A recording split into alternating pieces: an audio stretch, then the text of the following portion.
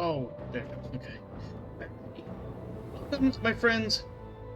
Why it did the whole looking for a game to capture thing, but whatever. I'm Omar Krieg. This is the Krieg Dominion, and we are doing a Let's Play of Warhammer 40,000 Rogue Trader, as put together by the wonderful people at Owlcat Studios, who are currently working on, if I'm not mistaken, 2 separate major titles that I am super stoked about. Definitely working on one, which is, of course, Warhammer Dark Inquisition or something like that. Dark Heresy. There we go. It even says it right there on the screen. The other one, I think it's Owlcat. They're working on The Expanse of Cyrus Reborn, something like that. At any rate, we are starting fresh. This is a game that I've wanted to stream since before it came out, and at one point I kind of leaned away from doing that because it's such a lot of reading. Me reading text. Of course, since its initial full release, it's got a lot of voice actors and stuff, but there's still plenty of things to read, so hopefully I don't butcher that, because as we all know, I like to yawn a lot during my streams, so hopefully we don't have that problem. I do have a couple of other saves going at the moment, at least one other save that I've made it through. I mean, I'm definitely in chapter 2, but that's not as important. We're going to start a new game. We are following a build guide. Let me take a look at it really quick here. It wasn't supposed to be on this side of it. Let's see.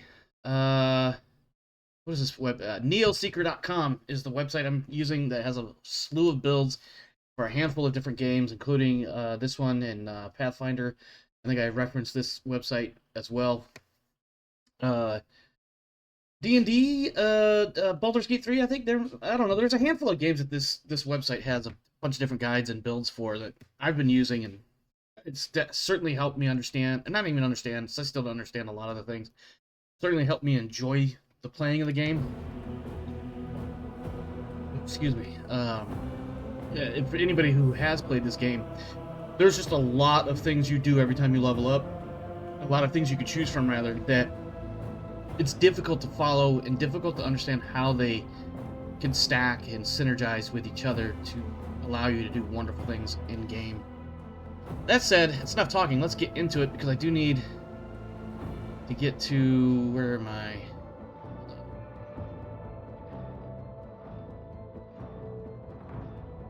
Wow. Okay. Sorry. There is a particular set of stuff I have to do right off the bat for this build, and I don't remember what it was, so... Really? Fortress World?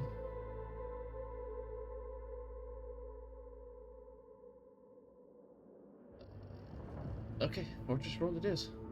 Alright, so we are making a new character. We're gonna go with main story, standard difficulty. I'm not brave enough to try any of these other super hard games, or super hard difficulty levels. We are customizing a character. I happen to like this one. I wish this particular portrait... No, that's not the portrait I was thinking of. Hold on, where is it? This one. That's the one. This guy. I like this one. And other than the fact he's, got an augmetic arm. But what else? Alright, appearance. Doesn't look half bad, actually. Other than his hairstyle. So we'll just roll with that. Hold on. Let me see if we can find a better face. Oh, that's not...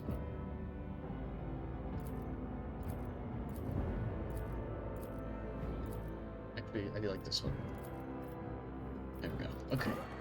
Hair. I get really picky about the hair. And I am kind of leaning towards a particular character concept based around an old Star Wars character slash antagonist for my Traveler game. Let's do that. It won't matter, because after a while we'll have a bunch of helmets and eyepieces and shit. So I think we are going to go with Liao, which means I think his hair more brown. Eyebrows. Ooh. That was a really good work right there. Okay, fit the one over. I'm mumbling a little bit as I choose various things. Beard. I gotta have a good beard on my dude. And the thing that always disappoints me in character creation is if you don't get, like, a lot of options or a lot of like control and what kind of beard you get. A lot of those options just aren't great in my opinion. For my concepts, I should clarify that. The concepts I come up with or the ideas I come up with. Like, there's a lot of good selections here, don't get me wrong. But what is it that you want for yourself, or what is it that you see for your character, and how sometimes these just don't seem to work out? That's the frustrating part for me. What am I looking for? Where is... Because that's hilarious, but that's a bit much. Oh, that's not so bad.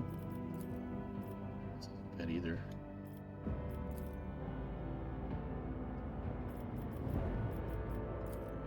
It's a bit much.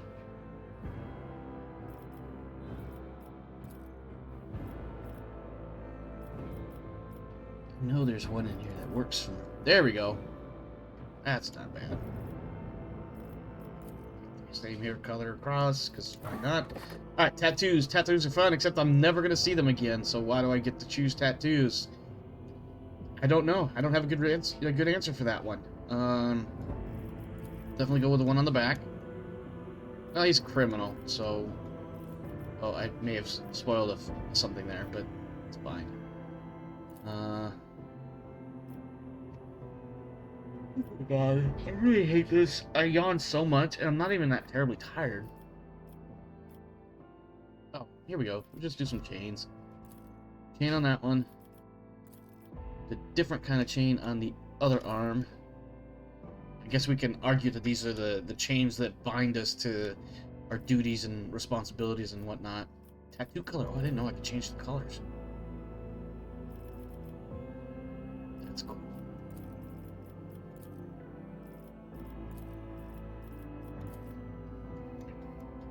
Actually, although it doesn't really show that well unless you choose a wild color, I suppose.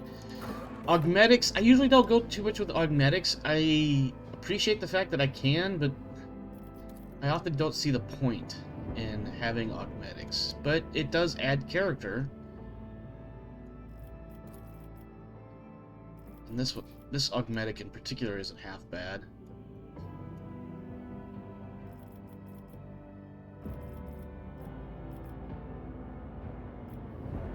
Definitely don't like the idea of data ports on my dome. Yeah, I guess that's fine. Excuse me. Alright, voice. Macro cannons! Volley! This could be an opportunity. I'll make it happen. The best defense is a good offense. Curiosity sings in my veins. Lance batteries, volley! We have purified the battlefield. We might be, we might end up being more dogmatic than heretical, but strategy. we're definitely not necessarily pious. And I was just talking all over To this place. arms! Engage the engines. I like that one. Alright, homeworld. Going with a fortress world. Never stop shooting. Okay. I'm alright with that. Never stop shooting. Astra Militarum Commander. I love this look, but it's just not practical. It's not practical. Commissar, again, same thing. I love the look, but for my intents... Oh my god. For my intentions, iconic sidearm. Shoots with a pistol in the primary hand. Oh, shots with a pistol in the primary hand deal plus 2 times the Commissar's ballistic skill bonus. % more damage, gaining 15% more critical chance, and plus 2 times the Commissar's fellowship bonus dodge reduction. That's actually pretty cool. Something I feel like maybe I should have played a freaking Commissar. Alright, Crime Lord. I love the surefire plan. And I love the way this looks. Because he's like, yeah, I'm a badass crime boss. But the surefire plan is actually pretty cool, so I gotta pay attention to my intelligence bonus. But, and my perception. At the start of combat, the Crime Lord gains intelligence bonus stacks of the surefire plan effect. Activation of this ability consumes 1 stack and makes the next action stronger depending on the type of action. If it's an attack, I deal plus 10%, Jesus Christ, 10 plus perception bonus % more damage. If I move, I gain plus 10 perception modes. Yeah, you know what I'm trying to say. Dodge and parry until the start of my next turn. If I don't cause damage, so if the Crime Lord uses a non-damaging ability on an enemy, that enemy suffers a minus 10 plus intelligence bonus % penalty to damage. So basically, I'm reducing how much damage they can do. I could effectively, I mean, I'm not going to strip anybody of their ability to cause damage outright. Maybe not for a long time. But the fact that I can debuff your ability to hurt me is pretty cool. And that's one of the things I like about this particular ability. Some of these other abilities have nice, or these different origins have some really cool stuff.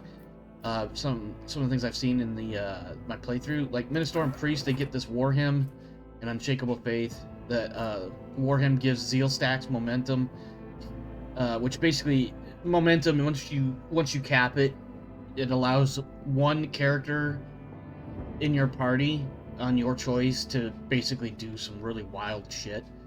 And Unshakable Faith, I actually never really paid attention to this one. My other playthrough is as a Ministorum Priest, and I've been having a lot of fun with it, especially when he ends up basically being a warrior and just zipping around at the moment with a two-handed hammer, power hammer at that.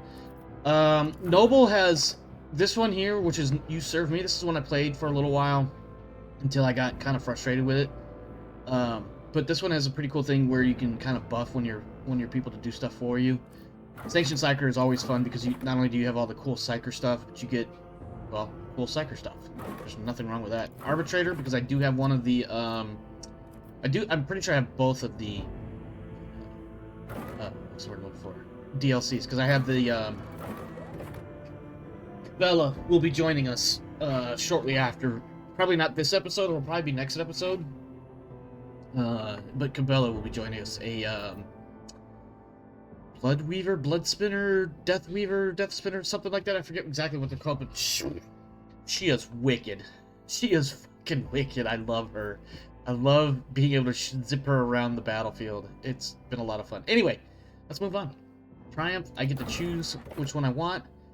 Manage to corrupt an entire star system and turn it into my personal den of thieves for +5 intelligence, which is good because if you remember, my what was the thing called? Surefire Plan affects my intelligence, or is based on my intelligence bonus. So getting more intelligence is not a bad idea. Illustrious Glory gives me Lore Imperium. I stripped an Ecclesiarchy Cardinal of a priceless treasure that had been kept in one of the most secure sanctums in the Adeptus Ministorum. That sounds dangerous. Or I prevailed in a bloody shadow war against the Void Pirates. I think this Apex of Brilliance, and I apologize, it's not intelligence, it's an intel skill logic. Logic is an intelligence-driven skill. So I get either logic or I get Lore Imperium. I'm gonna go with logic. Makes characters' rational arguments more convincing and allows them to notice any logical inconsistencies in other people's words. Also, it helps to operate cogitators more efficiently. Cogitators are basically computer workstations and may give access to new dialogue options. Versus Lore Imperium just reflects a character's understanding of the Imperium's tenets, history, and structure may give access. So we'll go with the +5 logic. Now we have to choose which stat we get reduced by grim portents. In this case, an inauspicious deal with the wrong people resulted in the rise of a chaos cult and the horrific massacre of innocents. That actually checks out for something that Crime Lord would inadvertently cause. Shadow of Torment, you were arrested and thoroughly interrogated using creative and violent methods. Carouse, I don't want to take a negative in Carouse, even though it doesn't. I'm failing to see how Carouse is good in this game. Well, I guess now that I read it, represents the ability to resist negative effects applied by some poison, stimulators, or alcohol, and may give access to new dialogue options. So maybe dropping Carouse is not a great idea. Excuse me. Brand of Shame. I turned my partners into the authorities and became known as a traitor. Now, see, narratively, that one actually doesn't make a lot of bad. Like, it actually kind of makes sense because I'm about to become this Lord Captain, which of course is a major tenet of the Imperium. You know, rogue traders going out into far-flung parts of the galaxy to reclaim the galaxy for the Imperium, and they're entrusted by the High Lords of Terra in the newer generations. In the older generations, they're entrusted by the Emperor himself So taking a brand of shame isn't half bad. The only problem is that commerce score takes a hit. It represents a character's business sense and their ability to make profitable bargains. I feel like losing some commerce, getting ready to go into a commercial venture as a rogue trader, seems counterintuitive. So, but also losing persuasion. And I don't like the idea of being arrested and thoroughly interrogated. So I am going to take brand of shame. Just because. So we are also going to take operative, and eventually we're going to take bounty hunter. I am following a build that is kind of assassin-y, but unfortunately I think the assassin in this setup tends to be more melee, because if you notice, you start with a warrior, which is indeed melee. So we look here. Warriors are combatants boasting exceptional melee prowess, capable of dealing high damage in close quarters combat and withstanding heavy amounts of damage. They also excel at drawing enemies' attention from less defended allies. So, as I've played as a warrior, and I've thoroughly enjoyed it so far as a Ministorum warrior. Archmilitant, I think, is what my second level is, or second tier. But of course, I want to do something different with this, which is the operative, and then going the bounty hunter. But it's not giving me any info about what the bounty hunter is specifically, but it does give me this little button here. So, oh, it says right here. Bounty hunters are methodical killers who leave trails of dead bodies in their wake. A bounty hunter chooses their next target before the previous one has even realized it's dead. So, yeah, we're definitely going with this one. Let me go back here. So go with operative, which an operative uses intelligence and perception to find and exploit weaknesses in an enemy's defense. None can withstand an attack from an operative.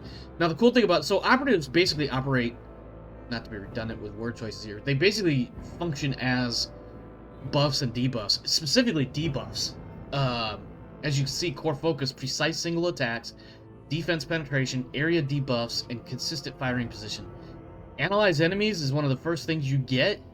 And you target one enemy within line of sight, and that target immediately gains 1 plus intelligence bonus divided by 2 exploits. What is an exploit? An exploit, if the operative hits a target with an exploit stack, the attack deals 5 times perception bonus % more damage. The damage is also increased by 10% for each exploit on the target. So we're dumping 1 or 2 exploits, even at very beginning level. That's like 5 to 10% damage bonus stacking. You know, we're adding damage right off the bat. So eventually, as we work our way up into Bounty Hunter, we're going to end up in a position where we have a lot of damage going out on a single target every time we hit them until they're dead. So that's what we're going to do. So we're going to do that. And then we got a list of stats I need to follow here. So 35, 40, 30, 30, 40. 40, 40, 35. And then 20. Then our void ship. I don't even know what... Actually, I do know what I'm going to call it. But I'm also going to take... Is it this one that has the... No, it was... So, the reason why I'm choosing this particular ship... This is my experience from what I can remember so far. I've played the Firestorm. You can release torpedoes every other round, and it's dorsal mounted and starboard, your dorsal and starboard weapons are fairly decent. The one thing I liked about the Falchion class, other than the fact that it made perfect sense for my Ministorum character to have one of these, because it has the giant eagle, angel, whatever up here, had very strong religious overtones, I guess. But the other thing I really like about it is the macro cannon batteries on each on each broadside fire off like 6 or 7 friggin' rounds in a single salvo. It's like doom, doom, doom, doom, doom, doom. When we get to the ships, you'll see it. We probably won't have that until like the 2nd or 3rd episode, though. And of course, the dorsal is effectively a Sunseer laser battery. For those that have watched my Rogue Trader TTRPG series, that whenever our ships have combat, the Acheron's Ferry is equipped with 2 of these Sunseer batteries in its dorsal mount, and they can be pretty nasty. They're also a lot of fun. But the other cool thing about the Falchion is it fires a torpedo or a series of torpedoes every single round. And of course, the torpedoes are on the map for 3 rounds, and if they don't hit anything, they just blow up, mostly harmlessly. So that's pretty cool. So every round, versus the Firestorm, which does every other round, and I'm pretty sure the Sword class frigate is also every other round. Don't quote me on that, it's been a while since I played a Sword class Rogue Trader. That said, we are going to name this the Firestorm. Or, excuse me, the Fire Sprite. And the reason for that is this.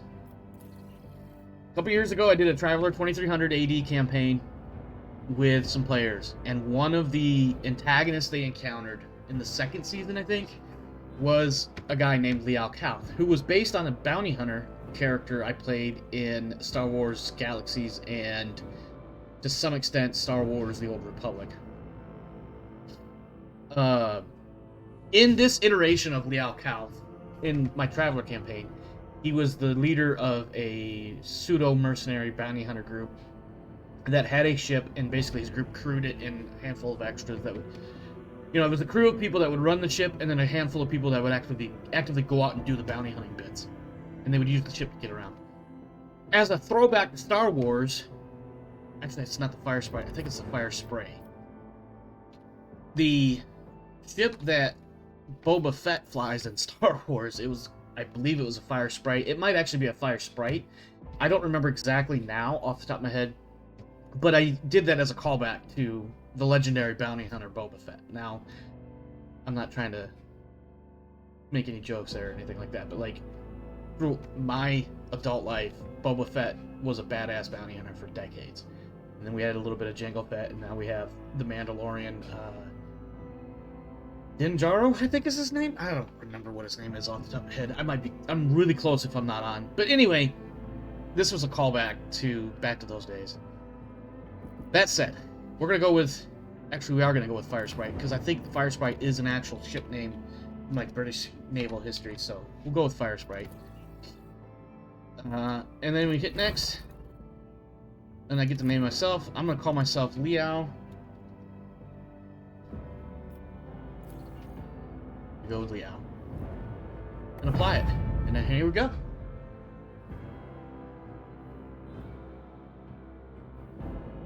I'm going to try not to interrupt when there's cutscenes, and I'm going to try not to have the mouse cursor in the way as well.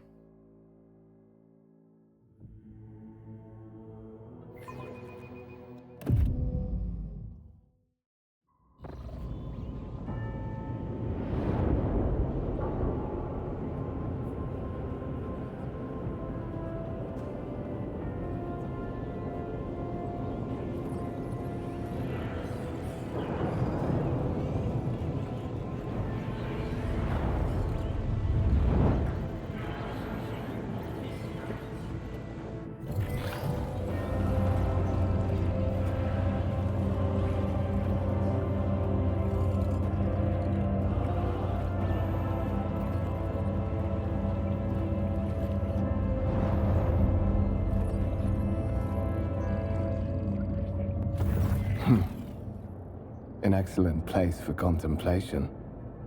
One has the best view of the cathedral from here. Mesmerizing, wouldn't you say? An impeccable manifestation of the God Emperor's sublimity. So, I'm not gonna lie. I tend to choose the more snarky comments. So, of course, I'm gonna go with, do you have a particular reason for disturbing me? My apologies. I did not seek you out to pester you with unwanted attention. Allow me to introduce myself. Conrad Voigtveer, Master of Whispers, in the employ of Her Ladyship Rogue Trader Theodore von Valancius. At your service. I haven't had the pleasure of speaking with you in person before. So they gave me a last name that I realize now I should have just given it to myself, but I'm Liao Stubbs. Now, also, again, snarky comments. I'm not going to introduce myself. I am afraid I wouldn't be able to hide my familiarity with who you are and where you come from, no matter how respectful I try to be of you and your wishes. After all, it is my primary duty to be well informed. Moreover, whatever bloodline name you used before, it no longer matters much. I will be frank with you. You may forget your past titles, no matter who gave them to you, or what their origins are. From the moment you and the other candidate were brought aboard this void ship, your fate changed.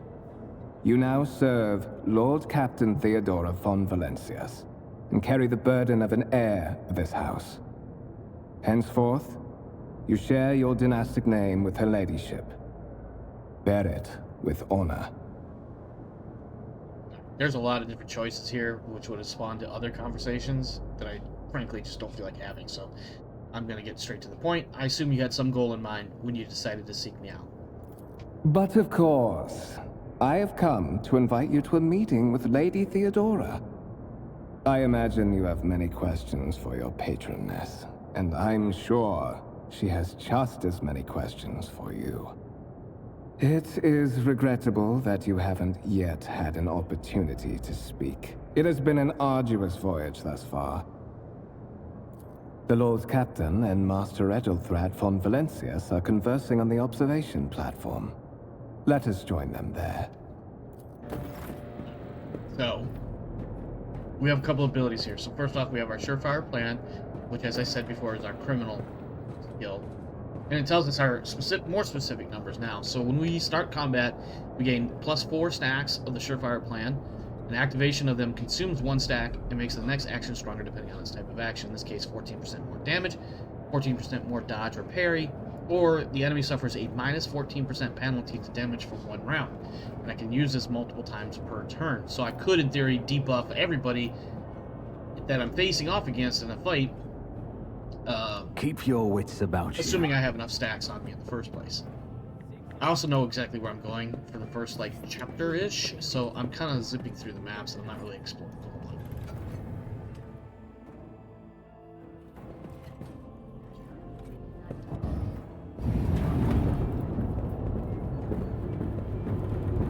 One of the von Valancius trophy rooms.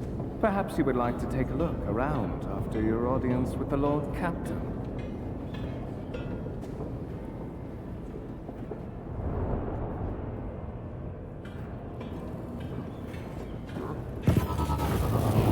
What's happening?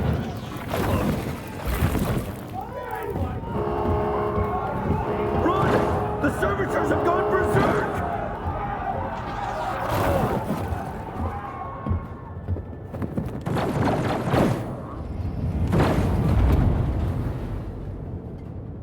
Your demise is already calculated. Alright. It's not my turn.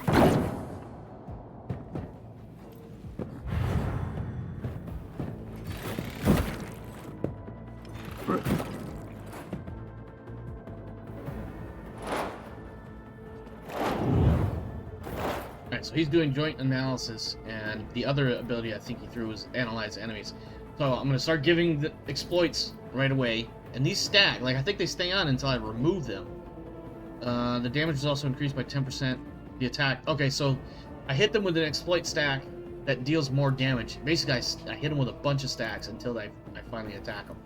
I also have my Surefire Plan, so I'm going to go ahead and kick that off right away.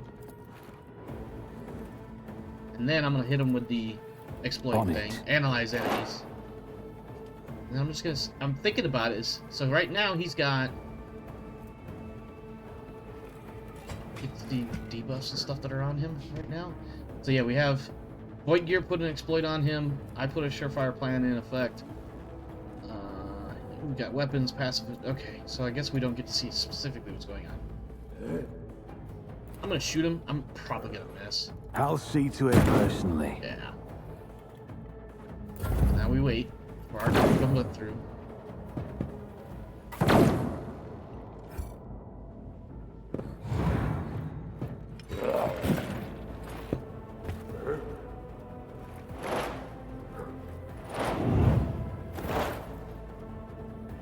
It's as good as done. Who, if not me? It does also say that if I hit, I'm going to do 12 to 19 damage. And a 50% chance of hitting.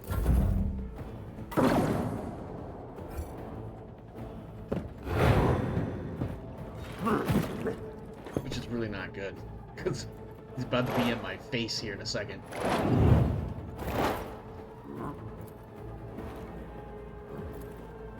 I'll make it happen. I want him to beat on Kunrad. There's a reason. If you know, you know. If you don't, you don't. Hey, hit him. 18 damage.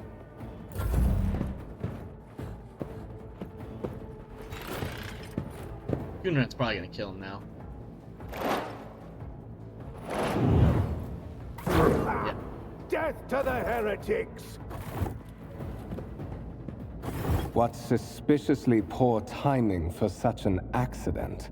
Servitors malfunction on the officer's deck at exactly the same moment when the rogue trader and her heirs are gathered here. I have blocked all passages between the upper and lower sectors of the residential decks. If this is a deliberate attack, it should stop the culprits from advancing their plan.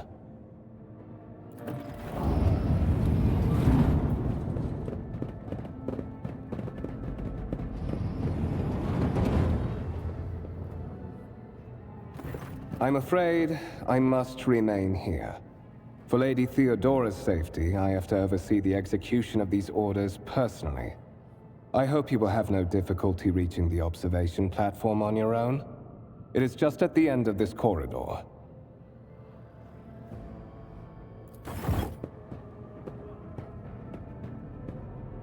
And unfortunately, there's no loot here for me to pick up, so we gotta come up here. I always have a backup plan. Basically, we literally keep going forward until we find the Lord Captain. And we have another scene. That is simply irrational, Lady Theodora. Assimilation into the trade structure would be political and economic suicide. Practically an admission of heresy. Then suggest an alternative that will satisfy me. I have described the situation. No worse than my seneschal could have done. Make a decision. What will you do with Ion 6, Edelthrad? Alright, so, we're smart. We're gonna sit here and listen. We don't know what the hell is going on in this conversation. We need to learn more. Let's see what else is said before we have a choice, or we have to take a choice in answering. While you are considering your answer, Edelthrad, I wish to speak with someone else. Perhaps I shall hear something more interesting than incoherent mumbling. Approach. What is this? Is this someone from your retinue, Theodora? Do you permit your people to interrupt your conversations in such a fashion? I give that permission to those with something of substance to say. Let us see if it was worth it. This is the second candidate for the title of my successor. Step forward. Consider this hypothetical situation. Ion 6. A new world on the fringes of the Koronus Expanse. High seismic activity, regular magma eruptions, metamorphic rock deposits, prospects for large-scale mining. The world is populated by natives who worship some heretical underworld spirits that protect those who offer them sacrifices. Flights of fancy, you might say, but attempts to install ore extractors have failed for the second time. The mining crews sent to the planet's surface simply vanished overnight. My question to you is, what would you do with this poisoned treasure? So this is honestly at the end of all of what's about to happen over the next 20 minutes or so. This is not a very important question. However, I'm trying to figure out. I have yet to figure out what the right answer is. So I could do. I've got some lore warp and lore Xenos succeeded. Some tests succeeded. I could use those. I don't really care for those because lore Xenos succeeded. Those spirits could well be the natives' name for dangerous aliens. Lore warp succeeded. There are ways to confirm whether that is happening. Basically insinuating if we use psychers.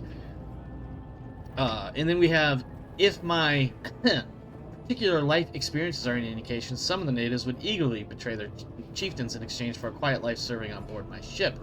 I would then leave dealing with Ion 6 to those who know it best, which actually, think about it, isn't half bad of an answer. These reports of spirits certainly sound like evidence of heresy. However, I would put my interest first, no matter what means I would have to use. See, that's a cop-out answer. Whatever means I might have to use. That's kind of like that's like throwing the book answer because that's what the teacher expects.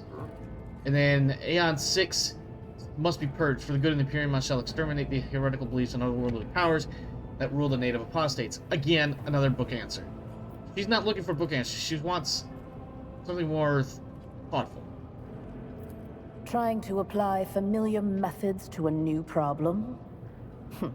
The criminal underworld of Calixis is a far cry from a savage borderland planet.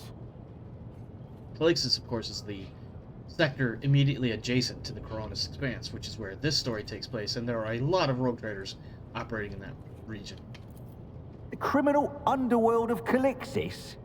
Lady Theodora, I must say your taste in company is rather exotic.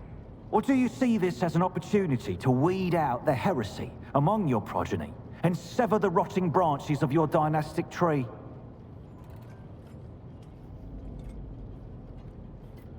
Yeah, I invite you to try, you miserable vermin. I am intrigued to see how your pathetic life will... Edelthrad, I believe I gave you an assignment on this ship. Explain to me then why my senior congregator is still dawdling about the officer's deck, instead of proceeding to the middle decks to commence the inspection of the compartments in his purview. I beg your forgiveness, Lady Theodora. Your presence has such a profound effect on me that I well forgot the time. So, why are you here? You are direct. I approve. But you will have to wait. There is something I want you to understand first. Now suddenly, now that I'm paying attention to the dialogue, I'm like, wait a minute, what is she trying to tell me here? I don't remember. My name is Theodora von Valancius Massimo of Scaris. I am a rogue trader in the service of the God Emperor of humanity. And my rights and freedoms are vindicated by a most sacred relic. The warrant of trade, kept aboard this very vessel. Mine is the honor to venture into the darkness, beyond the Imperium, and carry humanity's light where powers wicked and heretical reign, and bow death and ruin to us all. It is my decision alone to determine the fate of whatever I find past the bounds of the explored void. Every world I discover, along with all there is to find thereon. Resources, people, riches, and mysteries, is mine by right. I command millions of lives, rule over numerous planets, and possess fortunes that no planetary governor or commander could dream of amassing. And you are one of those with von Valancius blood in their veins and a rightful claim to this inheritance when the hour comes. Alright, so we have three options to continue this conversation. One is, I am ready to take on the sacred purpose. And she's gonna, if I take that, she's gonna basically be like, of course you are. I could say, it's all too sudden for me, and I don't remember what she says. I always go with this one, though. One of. Does this mean there are other heirs? And that's the one I'm gonna choose today. Naturally. Some have yet to arrive on board, but you have had the pleasure of meeting one of them. Edelthrad may be somewhat disconcerted by the scale of the responsibilities that may potentially fall upon his shoulders. However, I have a good feeling about him as a candidate. Blood right alone is not enough to earn the high honor of becoming the bearer of a warrant of trade. Nonetheless, your abilities and talents may yet prove useful. If not for the role of Lord Captain, then for that of their closest ally. Alas, even those responsibilities can at times be too challenging for those who share your blood. Konrad Voigtveer served me for many years before he made his mistake. curious now about Kunrad and this mistake, but more on that later. Let's see. Oh, actually, I can actually ask that question now. Did I hear you correctly? The Master of Whispers is related to you. His kinship to me is most distant, as is yours. Nonetheless, he does bear the name von Valancius, even if he avoids using it publicly, and as such, strictly speaking, can be considered my heir. That door, however, is closed to him. Voigtvir's performance in his current role is satisfactory. Or it used to be, at least. Voigtvir is on his way down, you say? I'm gonna go with, thank you for clarifying, and I ask my questions now. It's not. I have some time before the Navigator gives the signal to initiate the Void ship's translation out of the warp, and my presence is required on the bridge. Oh, good. In that case, I actually don't have any more questions. I just want to get through this stupid conversation so I can go shoot people in the face. In that case, I shall head to... Oh, look! People! Whom I can shoot in the face. They're coming now. Disturbances reported on the adjacent decks. Seneschal, if the need arises, protect the new blood. It is possible that the chance to prove your worth may present itself sooner than you may have anticipated.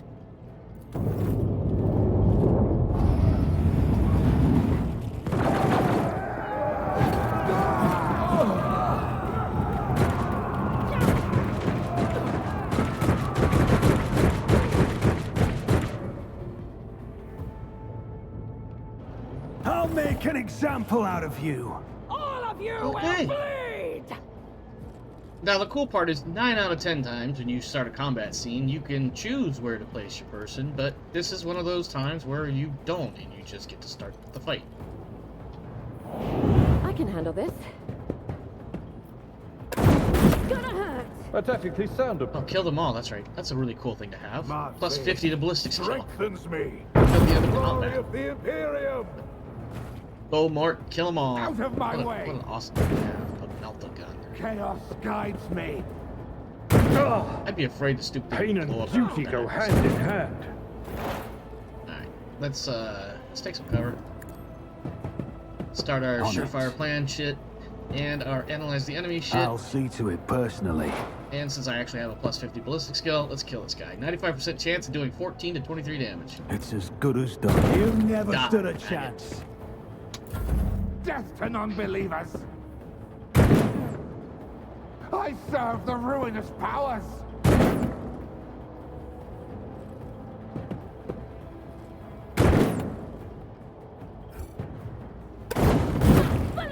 My Oh, place yeah. is I at the love getting fore. killed in single attack. I took care of this one. Stay vigilant. Die. Oh my god. I'll Yep. see to it personally. So, let's see.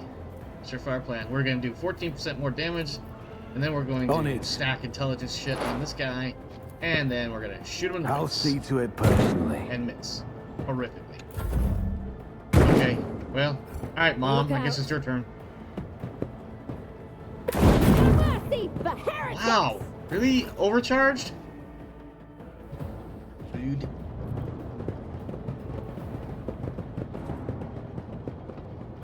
Mort, take a team with you and clear a path to the transport line.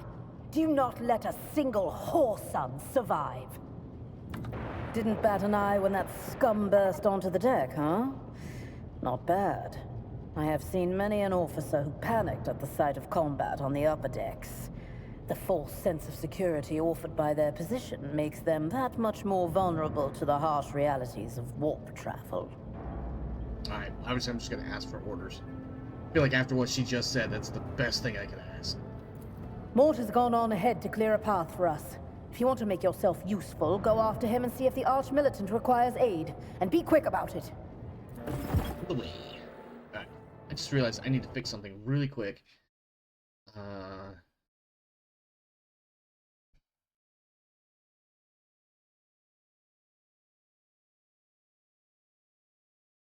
There we go. I just want to make I sure that when always it's keep time my to, options open. just that when it comes time to level up, I'm following the right parts of the guide. So we're not going over here. Or over that way. We're going this way.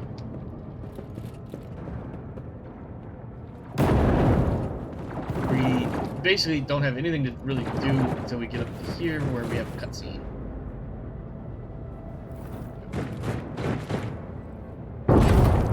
There's more. Just nuking people, literally.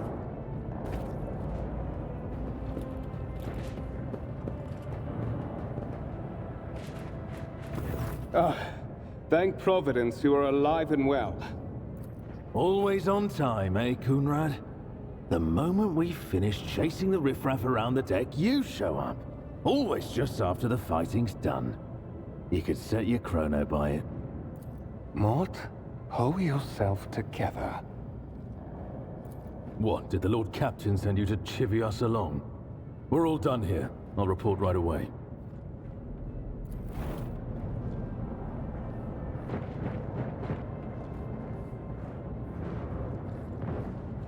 Master of Whispers, what is happening on my ship?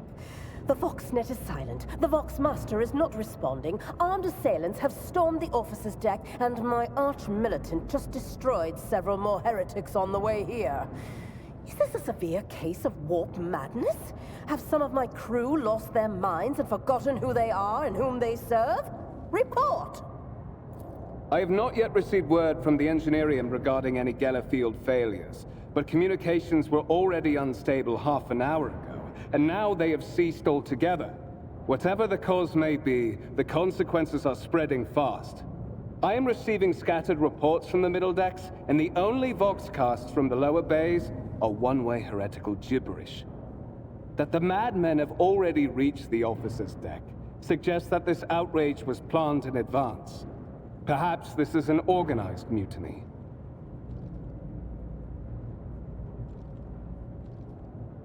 Lunatics, fools, heretics. This ship houses thousands upon thousands of people. Pernicious thoughts and warp-induced delusions could have tainted any one of them. It is a difficult notion to accept, but such risks are inescapable. First, we have to confirm that the bridge and the navigator's sanctum are secure. And I have the means to do both things at once. Edelthrad, where is he? I must know if he is unharmed.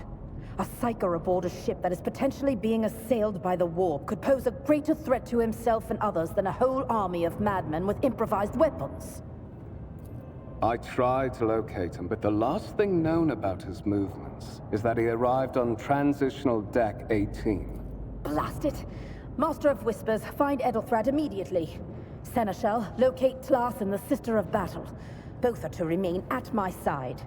Arch-militant, with me. I must go to my study.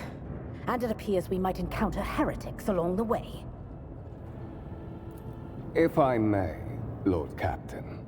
Transitional Deck 18 is at the heart of the disturbance, and if our goal is to bring Edelthrad back, I could use some support. After all, I'm not as adept at directly confronting enemies of the House as the esteemed Arch-Militant, and taking into consideration Edelthrad's psychic powers.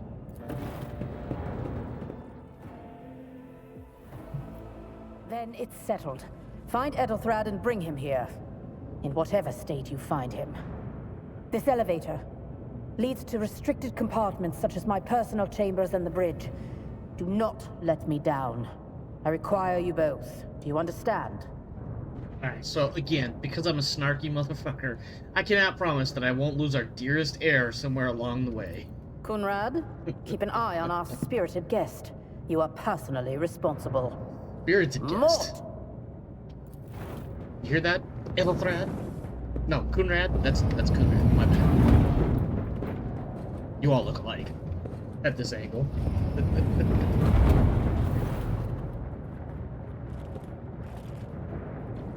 Are you ready to head to 18?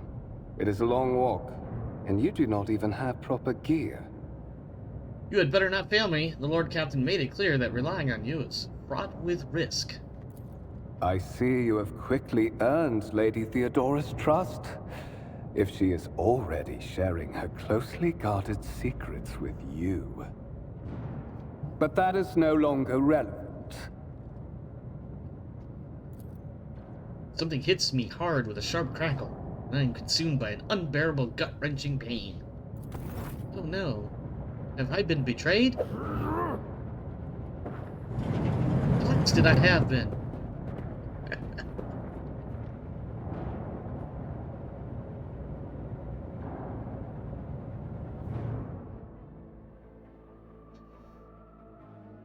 I don't know if my dryer buzzing in the background is on the microphone or not, but if it is, sorry.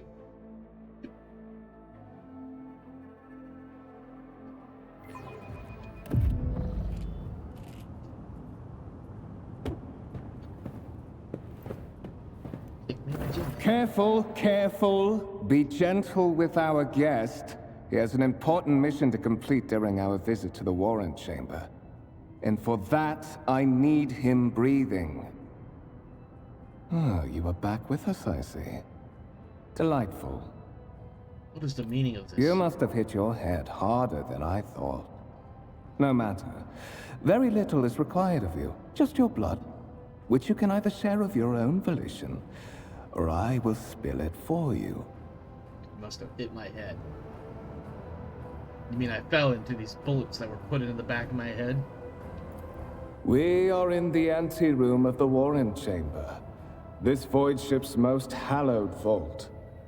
There, beyond those gates, lies the relic that gives Theodora all of her power. The sacred Warrant of Trade. Only one obstacle remains on my path to obtaining it.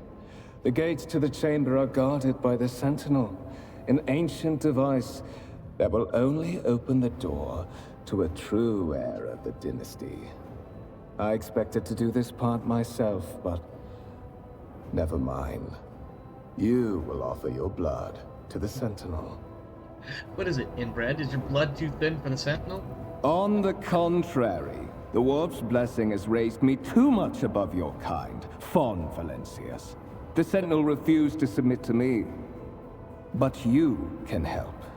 After all, isn't that what family is for? I have no intention of helping you. I am afraid that you have no choice in the matter.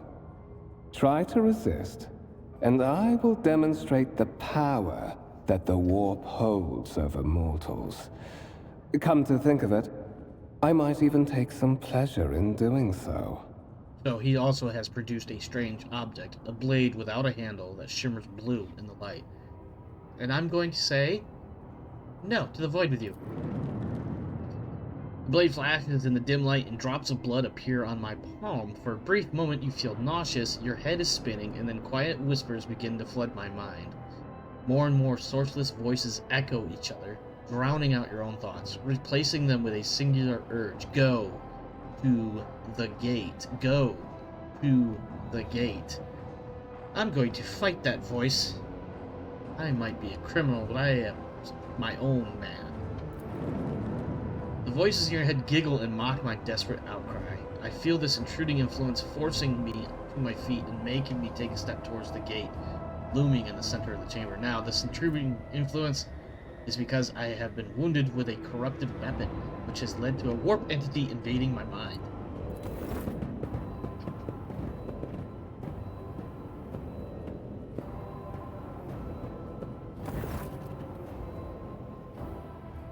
In the gateway arch, you see a cogitator with a human likeness built into the front panel. As you approach, the torso twitches slightly. This is a servitor, an obedient automaton created from a lobotomized human being. The Sentinel turns its head to you, one of its eye sockets lighting up with two ember-like irises.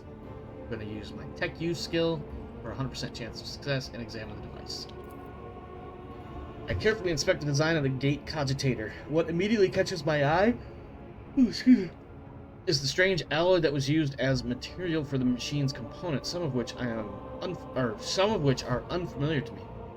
You suspect this might be some sort of archaeotech relic. The servitor on the gate begins to move. With a screeching and groaning of metal, it leans forward closer to you. Its lower jaw opens with a drawn-out shriek, much wider than the jaw of a living human. The servitor's mouth is filled with sharp metallic fangs that glint in the dim light. The vid screen to the right of you lights up, showing strings of mysterious symbols on a green background. A whisper runs through my consciousness, insisting, demanding sacrifice. The voices that filled your head after Voidveer wounded you with his blade did not go away. On the contrary, their source coiled itself into a tight knot somewhere in the depths of my mind. I'm placing my hand in the Sentinel's maw. Sentinel's jaws clamp around my hand, puncturing my skin and sinking into my flesh. A few dark drops fall onto the servitor's throat, and immediately you hear humming as the servo motors start up and the pumps stir into motion. The vid screen of the cogitator flickers. There's a lot of reading here. Sorry, guys. Several long minutes pass. The Sentinel's jaws remain closed, and I am beginning to feel sick. Perhaps if you were to lean against the gate, you could catch your breath, maybe even close my eyes and pretend none of this ever happened. High levels of caustic humus. The subject is in a state of heightened stress. Do you require assistance? Yes. Yes, I do require assistance. Pain shoots through my head and subsides just as quickly. It would seem the entity coiled in my consciousness does not have the ability to do me any real harm. Request accepted. Initiating defense protocol.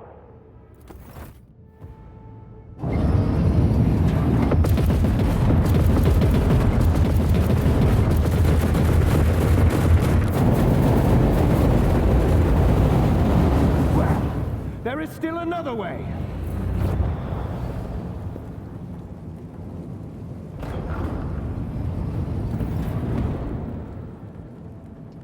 Well, now, I guess I have to go into the warrant chamber or catch on fire. Rise to the top or get left in the dust. Another cutscene. Let it be known that by my will and by the true words of this document, I appoint this person to be the bearer of the warrant of trade and bestow upon them their dynasty, its great mission, to be the paragon of humanity, unbroken by adversity, to walk bravely first into darkness, to unite and reclaim what was lost. Triumph over nightmares untold, to hold boldly the reins of fate, to walk steadily the road of thorns, through pain to greatness. I had to read that really fast to keep up with it. Escort the child of the house to safety. What madness is happening here? Who are you? Temporary obnubilation following acute stress. Mobile unit of the Warrant Sentinel standing by. You the Warrant Sentinel? Mobile unit of the Warrant Sentinel, designed as a personal escort of the child of the house and a means of communicating with the rogue trader's subjects. Mobile unit standing by. Need to contact someone. Mobile unit of the Warrant Sentinel, designed as a personal escort of the child of the house and a means of communicating with the rogue trader's subjects. Mobile unit standing by. Oh, I hit the wrong button. I see that now. Whoops. I need to contact someone, preferably Theodore. Voxcast frequencies disrupted. Initiating setup. Establishing connection. Voxmaster, restore communication with the navigator's sanctum. I am trying to contact the bridge. If anyone can hear me on this frequency, regroup all available forces and head to the upper decks at once. I repeat, regroup all available forces and head... Communication protocols breached. Signal latency assessment unavailable. Unable to establish two-way connection. I need a weapon. I am utterly defenseless. Distance from the current location to the nearest arsenal. Initiating situational calculations. Leave me away. Middle and upper decks. Assuming the probability of safe placement in areas of concentration of armed units. Calculating. To prevent unauthorized units from breaching the warrant chamber, preemptive sealing must be initiated. The mobile unit will start executing the received order immediately after the safety of the warrant is secured. Alright, so basically I have to go close the big door up ahead.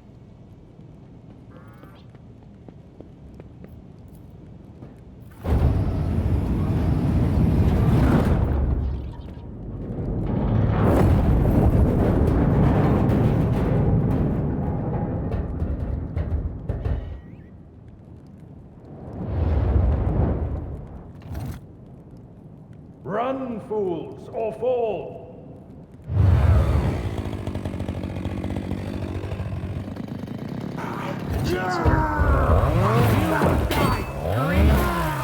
Yeah! God, I love chainswords! Oh, that's so obnoxious! Master. Oh, Lord. I'm sorry, guys. I really just enjoyed the idea What are you doing of in the Warren chainsaw. Chamber? How did you... Throne preserve me. What is the meaning of this? Alright. I'm gonna give him the rundown. Voidveer is a traitor. When we parted ways on the officer's deck, he stunned me somehow and brought me here. What? He is clearly serving the unholy gods of the war. Serving the gods of the war? Kunrad is a heretic. Oh, Voidveer, you void rat. Madness. And this mutiny is likewise his doing, no doubt. He openly admitted that he is the mastermind behind this mutiny. Saint's blood! And it is small wonder that the heretics are so well organized. I thought his order to seal the passages between decks was his attempt to stop the attackers from spreading to other levels. But now I see the real reason. It was to stop the enforcers from intervening. At least you are alive, and now safe, Master. Alas, I doubt we can afford to look for a compartment to sit out this disaster. You're in a bad way. I can treat your wounds. I have a Medicaid kit with me. And, for the love of the throne, now is not a good time to be walking around the decks without means of self-defense. Here. I get a sniper rifle, and an armored body glove, and a medikit.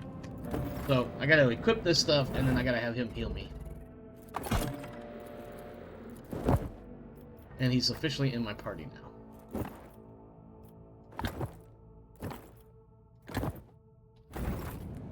Alright, so select him. Your seneschal is always there for you. Ah, careful. Damn it, I didn't mean to That give is it a to him. noticeable improvement. Maybe I didn't. Now you're prepared for the trials ahead. Did give it to the wrong one. Whoops. Let's see. The lower decks are teeming with heretics instigating the rabble to revolt. But that is the least of our problems. The ship's enforcers are rounding up the scoundrels and suppressing the resistance. The situation on the middle decks is much worse, although strike teams have already been dispatched there. All communication with the bridge and the engineering bay was lost. So, apart from scattered voxcasts, we have no information to go on. But that is not the worst of it all. All these jolts and shaking are most alarming. These are signs that the navigator and the master helmsman are having difficulty translating the ship out of the warp and into real space. I fear that they may have already lost control. We must reach the navigator's sanctum and get a handle on the situation. What exactly If we can manage that, some aboard this vessel may yet survive. What exactly has gone wrong with the translation? I am no helmsman. Oh, God Emperor preserve me, navigator. However, I have spent my entire life aboard void ships equipped with warp drives, and I know that portents such as these do not bode well. It could be that the Gellerfield has faltered. Perhaps the navigator was struck down by warp corruption and is fighting for the last shreds of his humanity as we speak. I talked forever. If we get thrown off course, we will be forever lost in the warp. Naturally, we would likely not have long to live in that scenario. But I will not resign myself to such an outcome just yet. We Navigator Sanctum. Absolutely. Let us proceed. To arms, loyal sons and daughters of the God Emperor! Fight the heresy and corruption that threatens to consume our home, and with all your might, destroy those who have dared! The Lord Captain is calling her crew to battle, which means the Vox networks are set up for broadcast transmission, not message exchange. Splendid. While the rogue trader inspires proper resolve to fight in her subjects, you and I shall prove that her trust in us is well deserved. Onward! You are not believers. Don't you dare to cross us! Okay. Give me 1 second. I need to check something.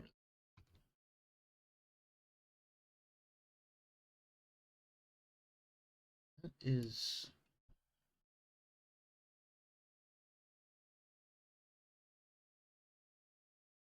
weird. Okay. I don't know what's going on with that. There's some weird distortion on this part of the screen.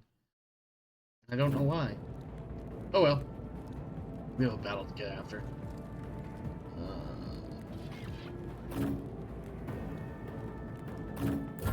Death to the weak. My ears are ringing. Stand next to each other. That's right. Alright. It's as good as done. Give myself an extra damage buff. Give them a I'll armor see to debuff. it personally. And I'm gonna shoot them at I won't stand for it. 33. Yeah, oh wow, we got 2 in one shot because of overpen. I love it. God, I love some good overpen. Such is the will of chaos.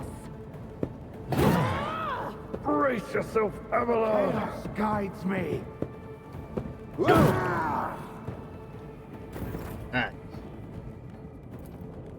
Exactly what that does. What is this? Brace for impact. Officer grants the braced effect to each ally, including themselves, in a 5-cell radius, lasting for 1 round. Officer gains 1 charge of his ability at the start of combat when their wounds drop below 50% for the first time, and each time an ally falls unconscious for the first time. Okay. Well, let's kill 2 of these. Indeed. 1 fewer target. And then I'm going to charge. I don't have enough movement. Oh, yeah, we can It get will him be too. done. Attack of opportunity, yep. Parried? Bullshit. I've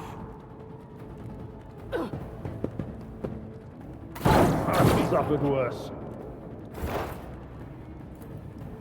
On it. I refuse.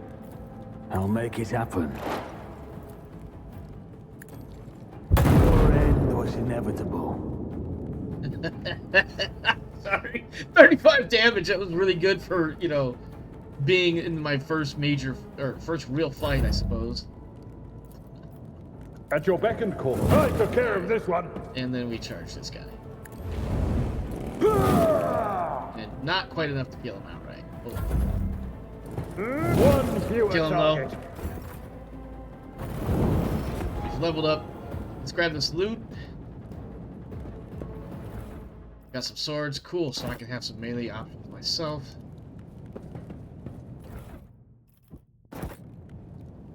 Okay, and then, because I did this wrong, I gave Sometimes you consult the appropriate treaties on Tactica Imperialis and weigh every step. I'll make sure to return the favor one day. There we go. Alright, now do this. Warner Plasma, okay. Start level. Oh, this first level is really super easy to do. Oh, we're level 2. Never mind. Medicaid. Abelard.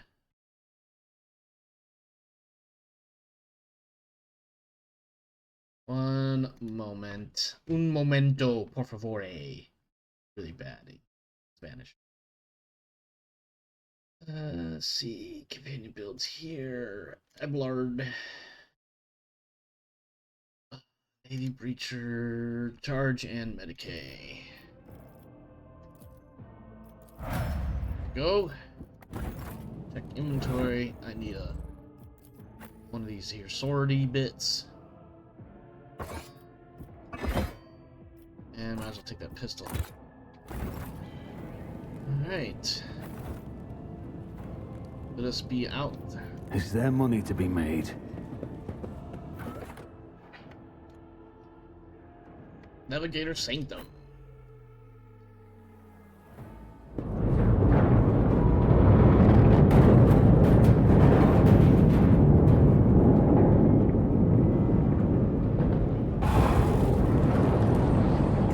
I hear it. Here, on the threshold of the blinded guide, doom comes from the heavens. Master, watch your head. Idira, would it be too much to ask that you phrase your soothsayings plainly for once? That was too close.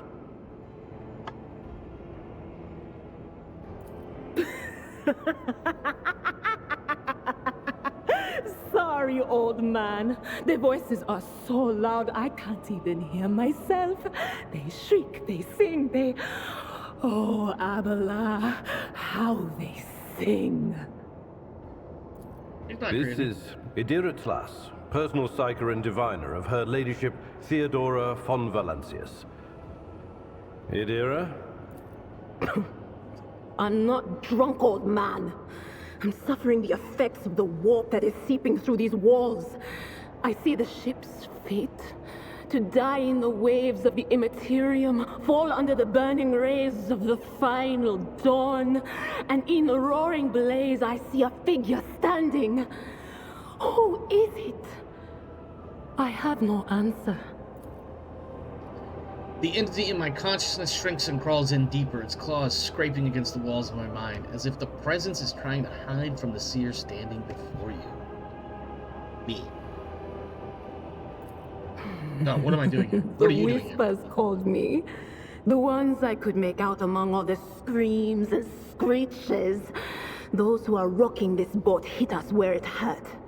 They went after the navigator, our guide through the warp.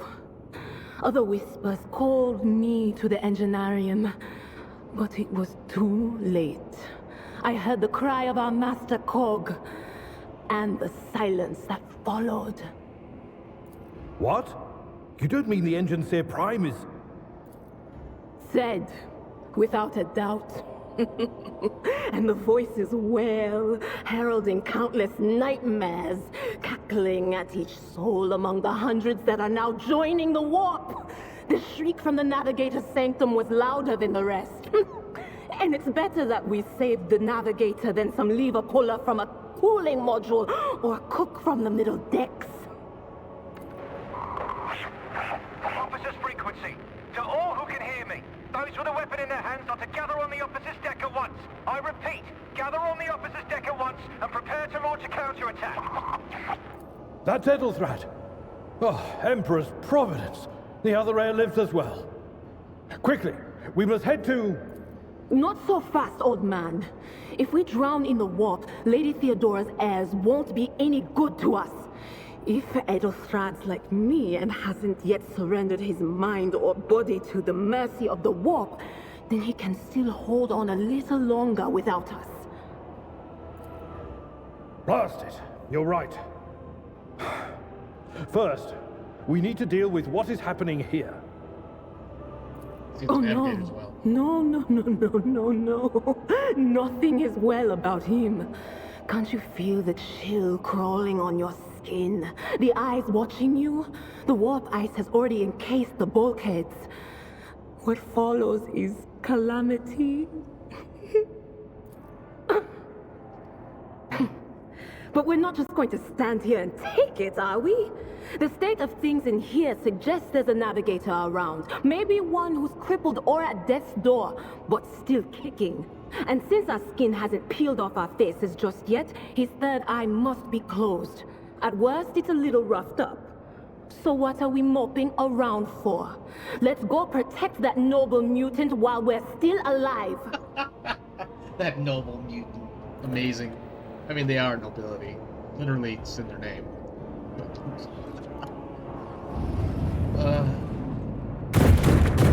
Oh, look. More bad guys.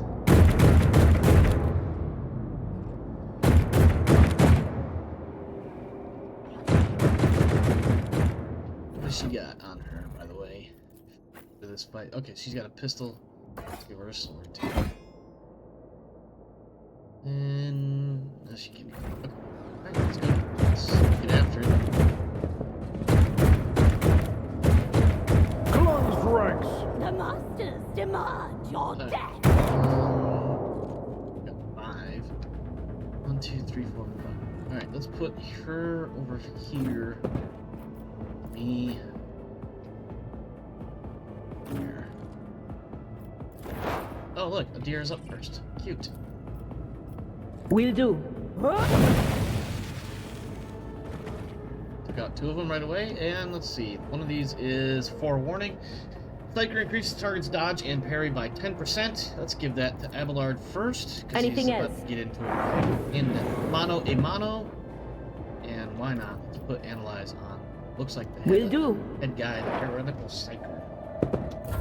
Let's make it quick. I'll brush this the way. off.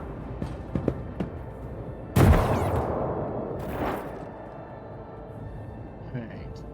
I'll see to it personally. I'll make it happen. On it. Another enemy down. I should have moved first, but... Oh, I have a second shot. How did I miss that? Well, I can't shoot anybody that is still alive, so... Shit! I will do my duty. It will be done. I took care of this one.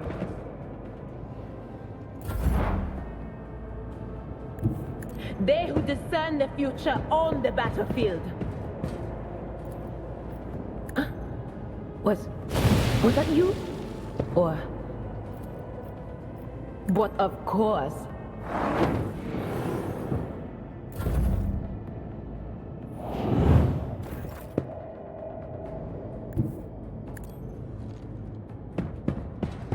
I won't compromise my principles.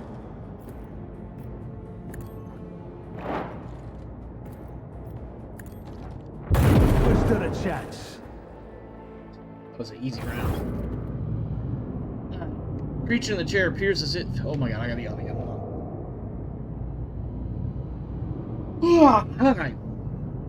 The creature in the chair appears as if it has become one with its throne. You see pink, parchment-like skin stretched between the seat and limbs that have too many joints for a normal human being. The navigator is breathing heavily, the air whistling as it exits through the two dark, gill-like slits on its cheeks. The creature's eyes are shut, the two ordinary eyes, as well as the third one that sits in the center of its forehead. I believe Master Vespider still lives. Well, the servants are dead, but the chamber, thank the Emperor, is still sealed from the warp. Well, we have a chance of leaving this place alive. Master Vespider. Your time is short. Fall to your knees, mortals, and behold the final dawn. That's the second time Final Dawn has been mentioned, picking up the cycle. Let us see what happens when I continue. Ah! It came from beyond! His body is not his! Deer's scream is echoed by the silent cries in your head. The unseen creature triumphs at the sight of the navigator succumbing to the paroxysms of corruption. Its march thunders under the burden of hopes. Unseal your hearts, and I will flood your souls with myriads of words and meanings, each one a portent of salvation within me. Run. Flee from this place while I still have the strength. I can contain the intrusion, but not for long. We must begin the translation. Leave the warp. But it can't be done without the Master Helmsman's help. So I'm going to say to Abelard, the navigator is still alive and barely saw what next. The ship can only begin the translation with the assistance of the Master Helmsman, if he is still alive. It is worth a try. We must get to the bridge, but we will need support. Our only option is to fight our way to the officer's deck and join forces with Edelthrad and his people. I believe we will also find Lady Theodora there. She must have heard the call to arms that the servo skull relayed to us earlier. Vespidas, good luck. And thank you. Navigator does not give her a response. Black tears mixed with blood are streaming from under the closed eyelids, and the box at the base of the chair is bellowing out static, interspersed with distant echoes of otherworldly laughter. Alright, let's go see what kind of loots we get. Always keep your eye on the price. Got axes, hiker staff, and scrappy auto guns, which are mid damage ability. What do these knucklenecks got? Same Crapola. Okay. Well, let's get out of here and let's go to the next level. Before I do that.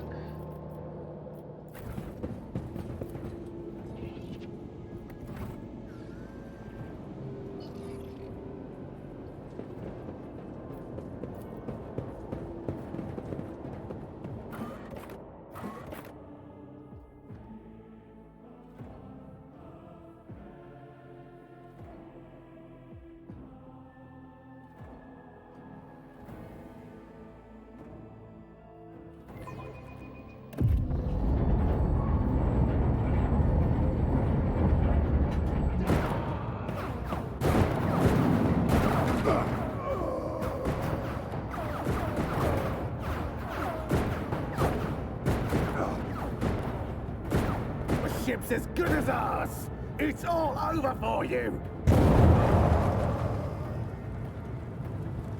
I shall pity not your enemies. I shall heed not their pleas. Somebody shoot these... I shall betray not your tenets, nor stray one step from them. Take not your gaze from me. Leave me not without your grace. I told you he would protect us. My God, my light, my Emperor. The Emperor protects.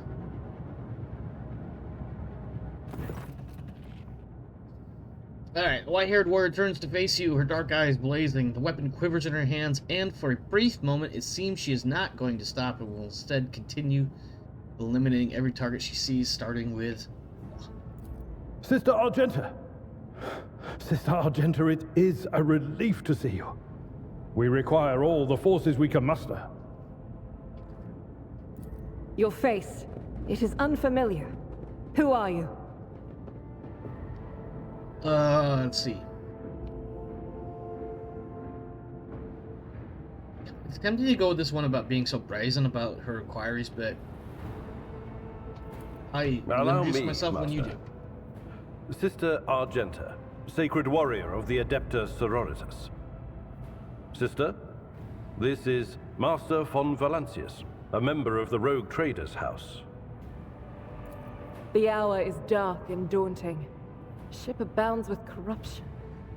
The faces of friends are twisted by sneers of heresy. The eyes of comrades ignite with the archenemy's hunger.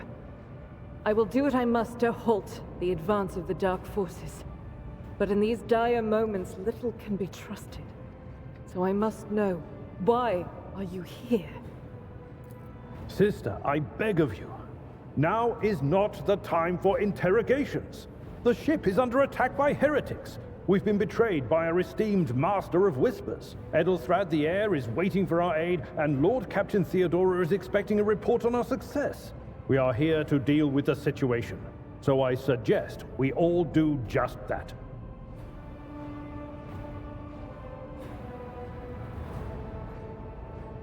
Do not even think to insinuate that I am one of the traitors.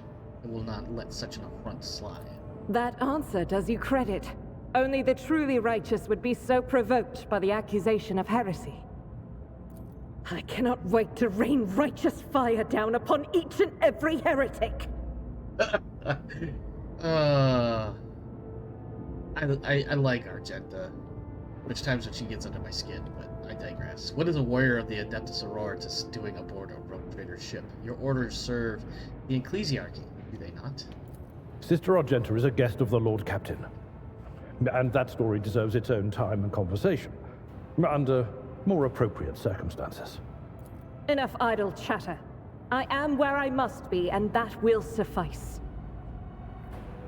We must get to the main hall of the deck. Through this door. I shall join you, for it is my duty to the God Emperor to destroy this heresy. We will follow. For now, we will hold off any heretics who might try to crawl in through the cracks to join the main assault. And we'll take a look at the generators while we're at it. Those villains made a mess of the cables. Oh, I wish we had a Technomat with us. But we'll see what we can do without one. Good to hear it. Sister? Ready. May Terra's light illuminate our path through fire and darkness. Alright, we do have a couple of things we can pick up while we're here, so let's check it out. Another sniper rifle. A well-maintained sniper rifle at that. Slightly better damage and potential for some overpen. Second, there's a door here. That one I think is the door we have to go through next. Let's see what's up here. Goods. Some cargo, rather. Let's take a look at the sniper rifle. Now, for those that have played the game, you realize that based on certain things that happen in the storyline, Kira doesn't stay with the party. I'm gonna give her this. Until such time as she's no longer a member of the party. She can use her staff in close quarters if she needs to. The sniper rifle will do her some decentness. And now we have our three main shooters, so my build plan, 3 fighters, 3 shooters, with me being one of the shooters, Argenta, and if not Adira, then Pascal, who will be joining the party probably next week. The way I said that made it sound like Pascal's an actual player character. Pascal, of course, is one of the NPCs that joins the group later on. And then the 3 fighters will be probably Abelard, Heinrichs, and Cabela. And 1 or 2 people may switch in and out based on Keep your wits about you. Let's take a look at Argenta before we continue. She has that, so let's give her a sword as well.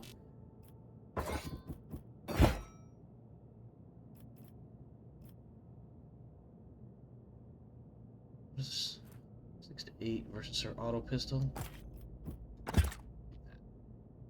Because I'm pretty sure going right into a fight here. Yes, we are.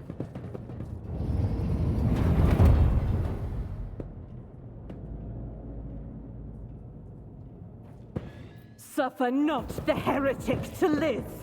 Come to chaos.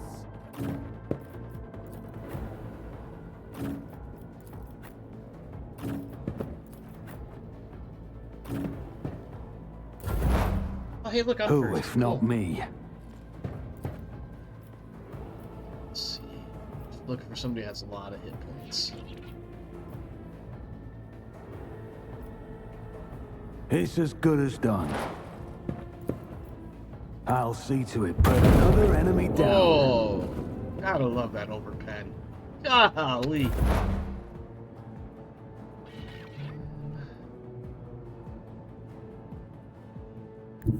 What is this foreboding? Will do. Be gone.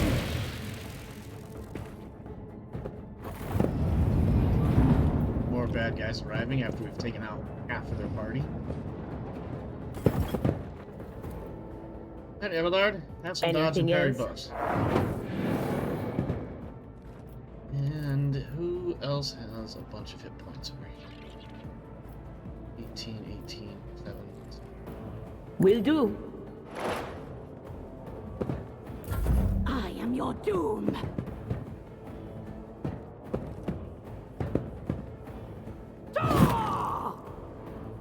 Chaos guides me. Death to non-believers.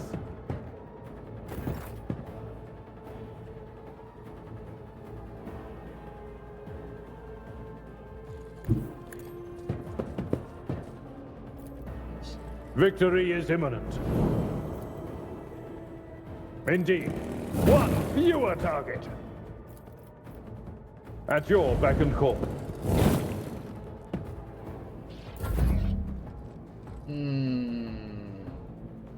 Nikes. Guided by faith.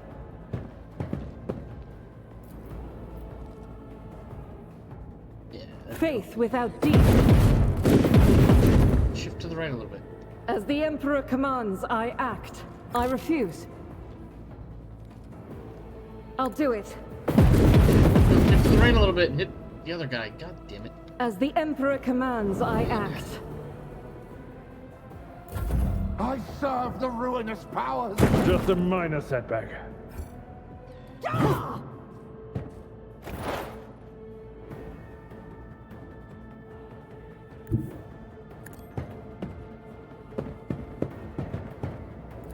I'll make it happen. Who if not me? I'll make it happen. You never stood a chance.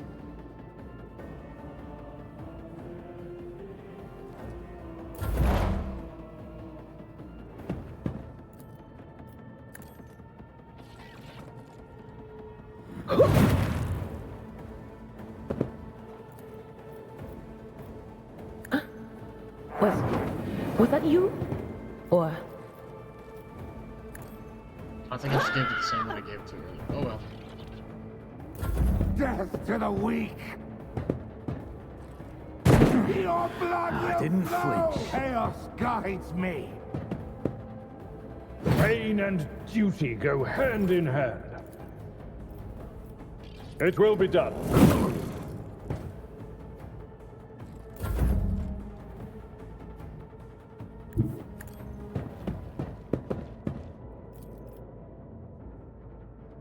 Faith without none can escape the Emperor's judgment.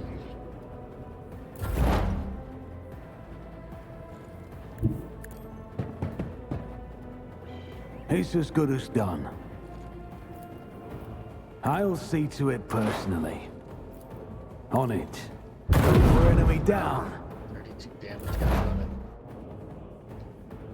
I think we can kill this guy with a psychic scream. What of course. What an unfortunate turn of fate. That's it. Alright, another fight won.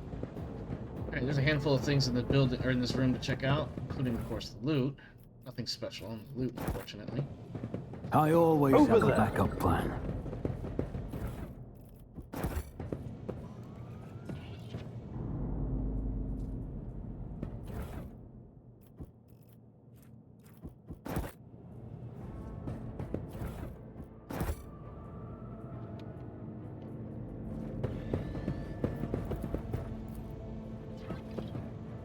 Just as I planned.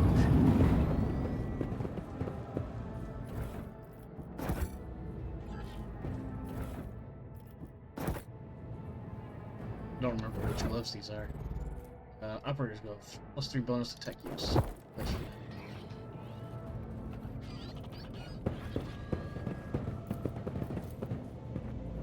That's how it's done. I always get the job done.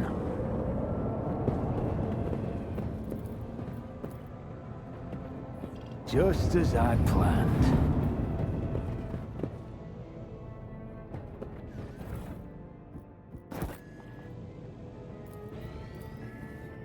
Success is the only outcome I accept. Shotgun.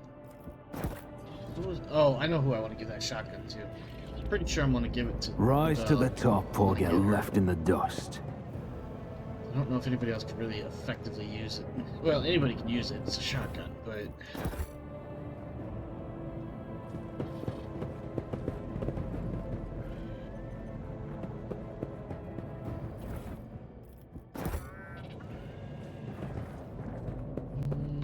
think that's it for now.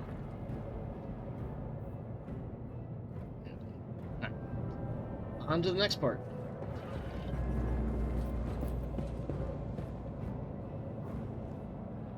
I better myself through my service.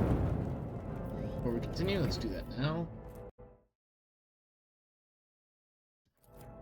Bow's weakness. This removes all exploits from the target, decreasing the target's dodge, parry, and armor by 15, plus exploits removed times 1. There's one that's got a math behind it, which is perception bonus divided by 3. So we keep focusing on intelligence and perception, and these bonuses and different things will come up. This is pretty straightforward. I think everybody's just going to get automatic increases. Yeah. Abelard now gets Endure, which is +2 deflection and +10 temporary wounds. Operative will also get remove exploits, expose weakness rather. Soldier will get Revel and Slaughter. Kill 3 people, and we get some bonuses that are... Is there money to be made? Is there money? That's a silly question. Get over here. This ocular implant was a worthwhile investment. What the hell is that?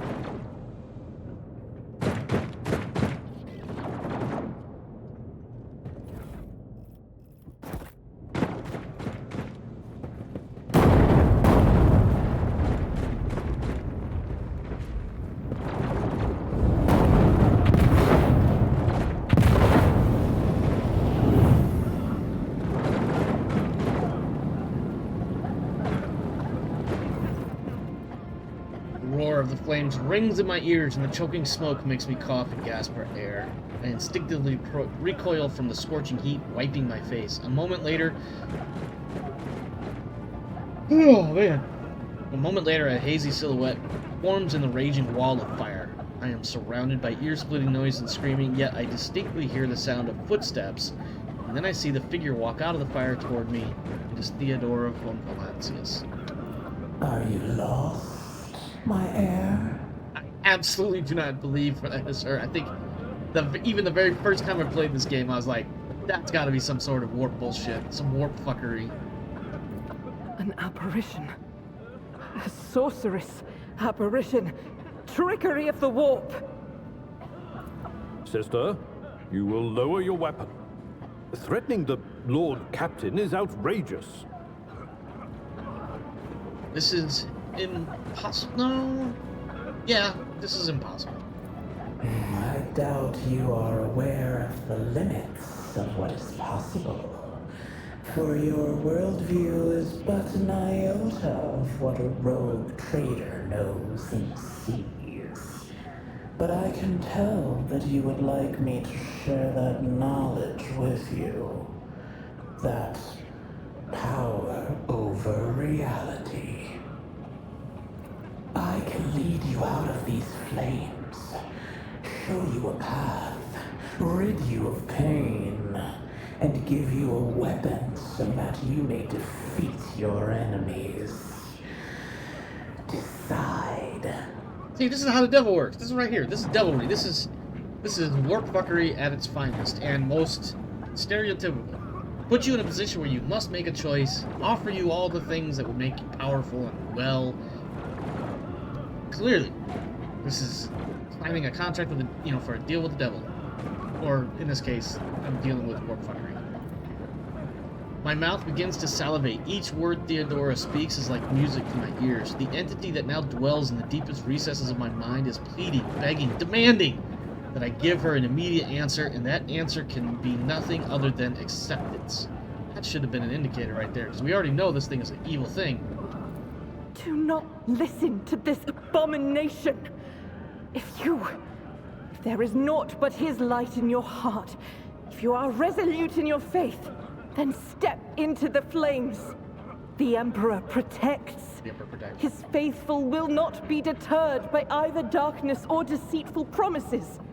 Nor will the fire burn those who carry the torch of faith in their soul. To the void with you. We need to follow Lady Theodora before we suffocate in this furnace. The people! The survivors from the middle decks! We must help the crew! Lead them out! Find a way around! Then we'll miss our chance to meet up with Elo...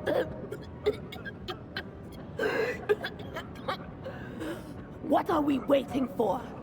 So I'm really tempted here, because I've done the dogmatic, walk through the fire, the Emperor protects. I've done the heretical.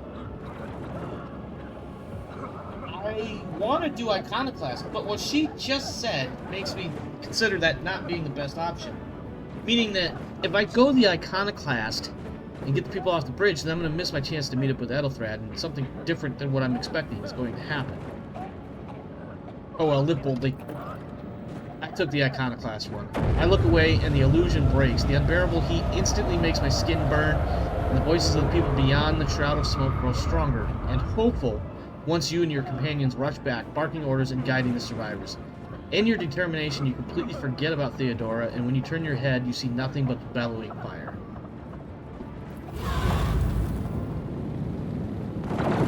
Also, I don't know where to go from here, so this could be interesting. Because clearly I can't go that way. I'm pretty sure we just go to the other side. I always keep my options open. Where did it go? The thing that was standing in front of us in the fire? I could have sworn. To the same place all unholy visions go. Do you want to follow it, witch? You need to call somebody a witch?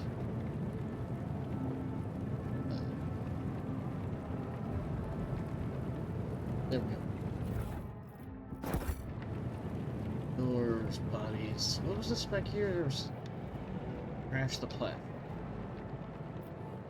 Alright, let's go see what's up in this room.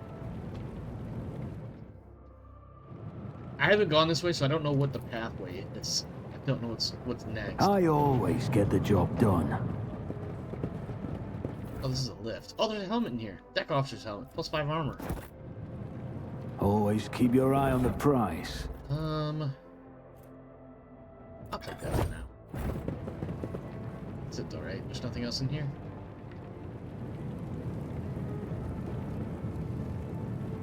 I can't get there yet. I have to go back here. I imagine. Duty prevails.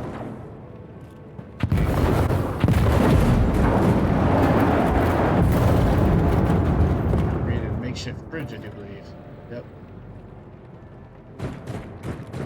Do we? Keep your wits about you. Seems so.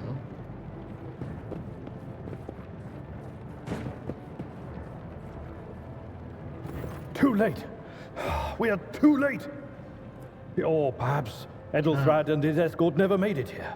This was Which the would be passage even or the worse. elevator to the Lord Captain's personal chambers or whatever. Or they could be fighting on the bridge as we... Oops. My lord, I beg your pardon for interrupting. The people are asking for orders. You came back to save us. So now we will... To the bridge. If Edelthrad is there, then he requires immediate assistance. I say there is one thing that I find most troubling. The Lord Captain's Voxcasts. They are still coming in, even though it would make sense for Lady Theodora to be on the bridge right now, at the head of the counter-assault. I feel uneasy. What if the Lord Captain is besieged in her own chambers? With your permission, I suggest that we confirm for ourselves that she is not. We can use the same elevator that Lady Theodora and Mort headed for earlier. Interesting thought, old man.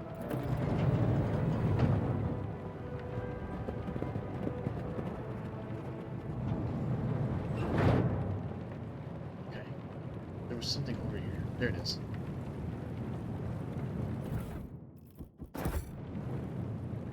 And can't really do anything here, so we gotta keep going this way. Oh, I know Rise to where the we top, or get left in the dust. Yeah, this is the passage to the Lord Captain's secret chambers. Hey, what's that?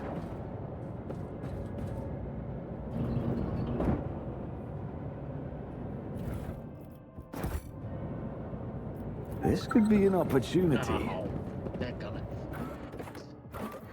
Let's go to my new quarters. I mean, my Lord Captain's... my mom's... Yeah. Whatever. You know what I mean.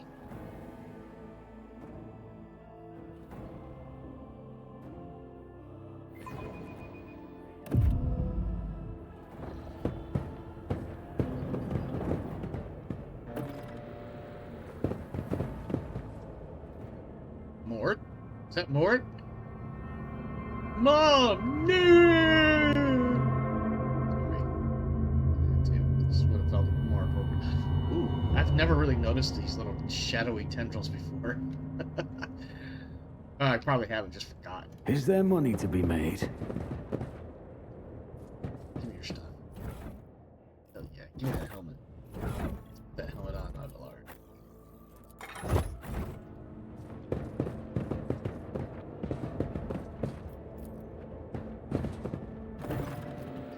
Theodore von Valancius' body is sprawled on a large, blood-drenched desk. The arch-militant's corpse, still clutching a weapon, is slumped against one of the bulkheads.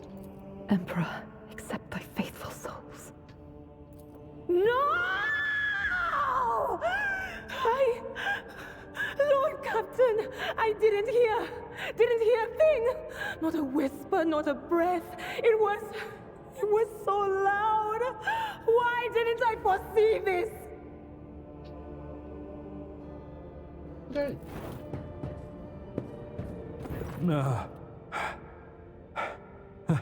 Lord Captain.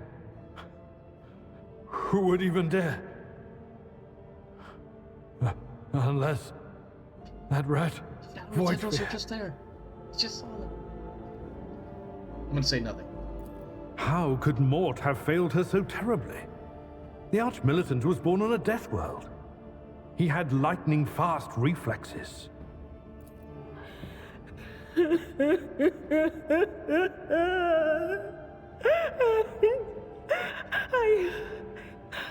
I can look at things in my own way.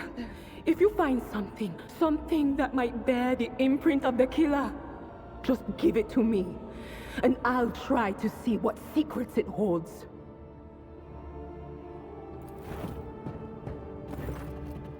I lean closer to the body. The cause of death is apparent. The rogue trader's life was ended by an auto pistol shot. An extraordinarily accurate one at that. Theodore's face bears an expression of surprise. The last emotion she experienced in life. Something on the floor catches my eye. A heap of blood-spattered parchments, scrolls that must have fallen off the desk. As I lean down for a closer look, I notice something else. Small shards of glass scattered on the floor. I'm gonna look at these shards on the floor. It is difficult to say what exactly was broken. The object fell on the floor, and that is as much as I can ascertain. Upon closer examination, the shards appear iridescent rather than completely transparent, as if they had been submerged in promethium. Oh my god. And then I'm gonna look at the papers. Reports, accounts, dispatches. I go over the scrolls until I stumble upon a document that is starkly different from the rest. It is a handwritten letter signed with the initials XC and a seal with a symbol that is vaguely familiar to me. Because the Inquisition doesn't exist. Oh, that was a spoiler. It sends a shiver down my spine. The author of this letter, addressed to Theodore von Valancius, signed it with the seal of one of the holy ordos of the Emperor's Inquisition, the secret police of the Imperium. That's really so secret. That relentlessly hunts heretics, xenos, and other enemies of humanity. Dear, what do these shards tell you? I see streaks of color, luminescence, blue lights, faces drawing closer. Lady Theodora and Conrad and what is that? Something dark, enormous. Oh, this glass thing was something foul, that's for sure. Tainted witchcraft. I'm gonna take a look at the Archmilitant's body now.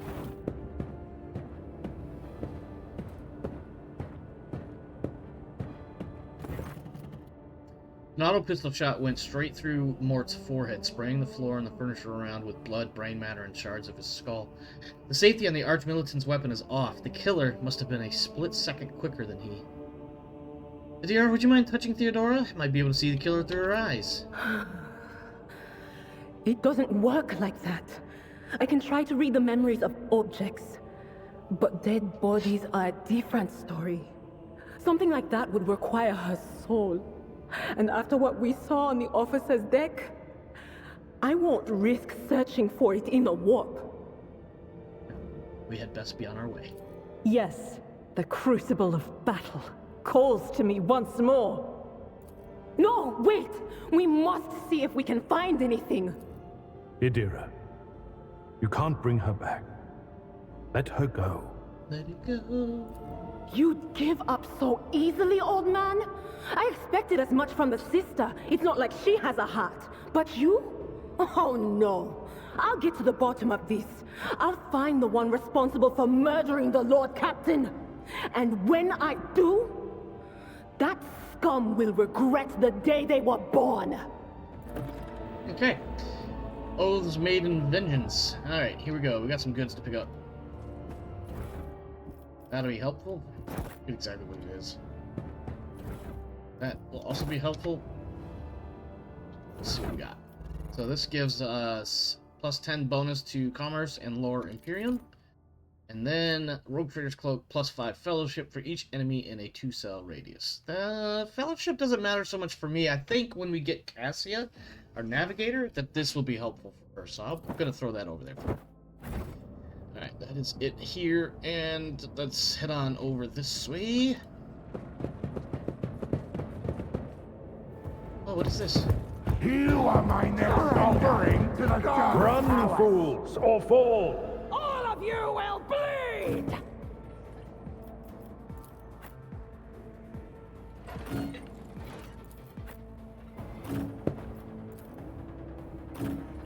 Nope. You're here. Her here. Thank you. Victory is imminent.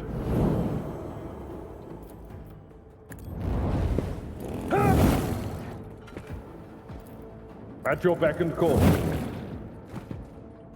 Oh, I'm out of action points. Son of a bitch. Okay. I'll make it happen. So, if I remember right, so that just gave us a buff to damage. This is going to give us...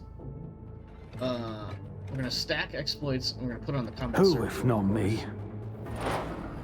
So that's going to give 3 exploits. This is going to strip those exploits and reduce their dodge, parry, and armor by 15 plus 3, because that's how many exploits we just put on, times 1%. So 15, 3, 18% until the start of my next turn. So everybody hitting it now is going to have a nice little bonus on there. Just me. And if this ability reduces the target's armor to 0, the operative removes only half of the exploits, and of course it gets retransmitted. Not retransmitted, It's as good as done. Alright, let's hit this fucker hard. Never stood a 15, chance. but we did get overpen and take out the jackass behind him, so that's always helpful. Love it. Argenta, my dear, if you could just, I don't know, maybe shoot a bunch of these people. Doubt is for the I would have preferred just a wee bit more than that. That is not the Emperor's will. As the Emperor commands radically. I'll do it. And why not? No, that's gonna hit our boy that I didn't get a chance to put Endure on because, well, it just wasn't there for him. Be gone. I've suffered worse. Take that. Sorry, old man. On it.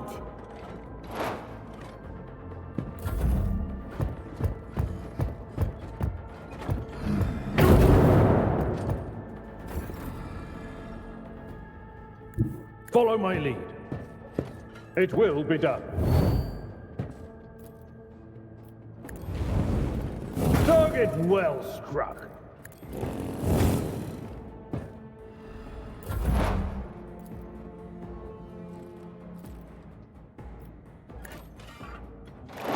Now, Adira put some exploits on him, so we're going to take off more exploits this time.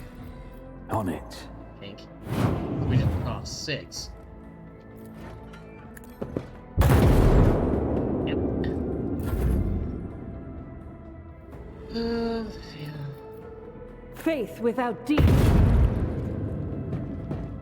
I'll do it. Hey, we leveled up. Good. Alright, this is level 4, I think? Yeah, 3 plus 1 is 4. So dismantling and uncanny sight is what I need. So dismantling attack already on there. And uncanny sight.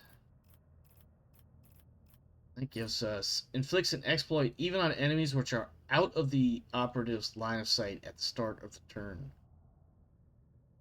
So that's cool. Freebie stuff right there. I like free stuff.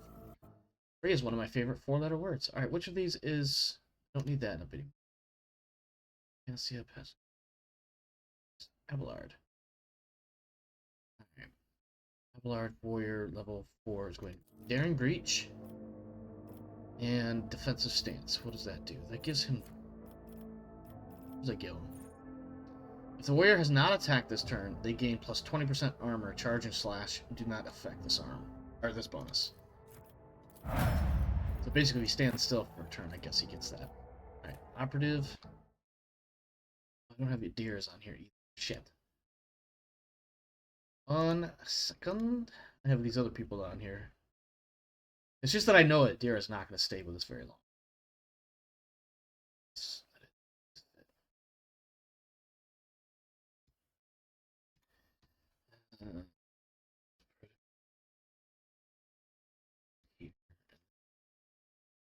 Fire Princess, Lightning Buff, Missionary Oath, Witch Setter, Seer. Dual Pistol Executioner. Well, that's cool. Let's go with Lightning Buff. Let's see. Dismantling attack and uncanny sight.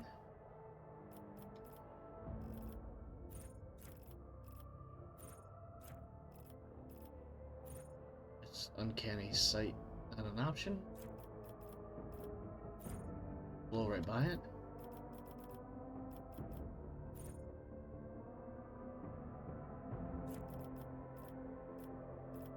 There it is. And then Argenta.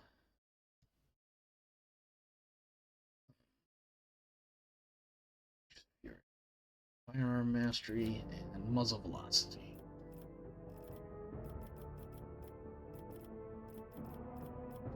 What does that do? For the first hit of each ranged burst attack deals additional damage equal to the weapon's current rate of fire. Good. That's gonna be helpful. Alright, let's grab the loots. Got a pendant. If we're dumb, we get a +5 in toughness bonus. Who is that going to go to? Oh, oh no, we could wear it. It just won't do anything. Wearer gains 5 toughness if their intelligence is less than 35, which Abelard, who could use some extra toughness because he's going to be up in the front a lot. I always keep my options open. Alright, we've got a pretty big fight coming up, so I think what we'll do is that fight will be the last fight for the night, and then a brief scene afterwards, and then probably wrap there. I feel like that's a fairly good spot to transition from one episode to the next. Let's see.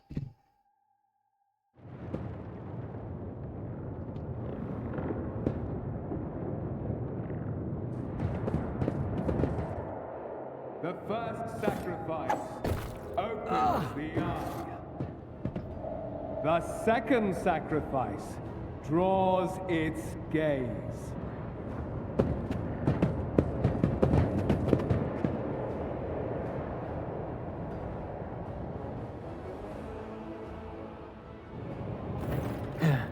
Help has arrived. Too late to change the tide, I'm afraid. But if there is any honor in you, we can at least die with dignity and give our lives for the rogue trader.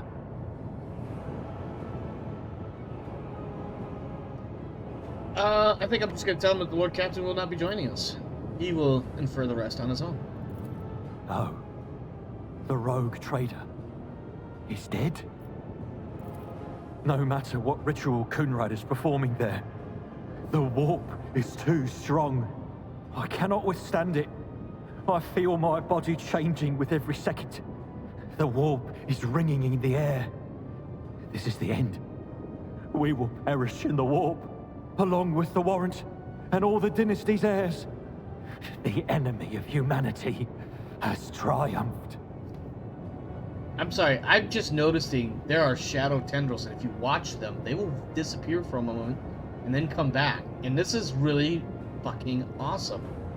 It's a detail that I have not paid much attention to previously. I think it's just badass. Anyway, sorry, continue. I've seen it before.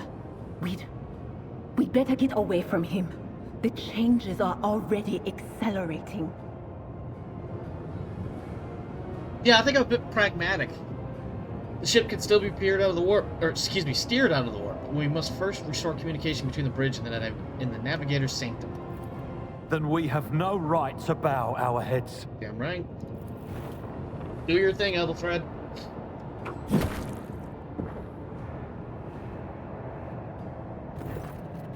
I can see Kunrad Vodgvir clearly in the gloom of the bridge. The broken blade he is holding is stained with dark drops that seem to have a pearlescent glimmer to them. We are out of time! Ethelfred bites his knuckle, desperately thinking. I see a I see a wave ripple across the whites of Ethelfred's eyes, and then they begin to turn a sickly yellow. Yeah. I'm gonna draw my weapon. Whiteveer, you duplicitous cur! The rogue trader's death will be avenged. What? Theodora is dead? No, that can't be. Not now. I still haven't. The ritual will not be completed. I'll take care of it. And you, see to it that the void ship breaks free from the warp. Watch over our realm. And farewell. I almost felt a little something there. Edelthrad, don't! Your ritual won't be finished, heretic! Oh.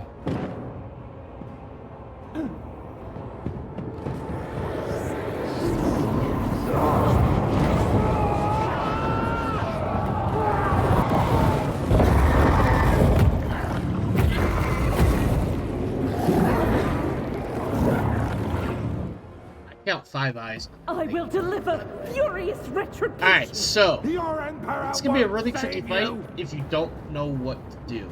However, I've done this a number of times. This is actually a pretty simple, straightforward fight.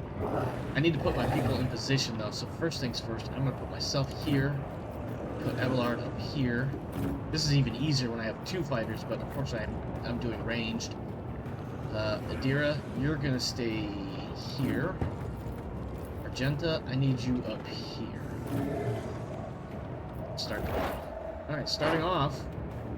I'll make it happen. Who, if not me? It's as good as done. I'll see to it first. Boy has a lot of hit points on him. I probably should have started off other people, but whatever. Alright, first things first. Doubt is for the weak. Strike is a friend. Should at least hit him one more I'll do damn it. time. You can escape the Emperor's judgment. Faith without deeds is worthless. Follow my lead.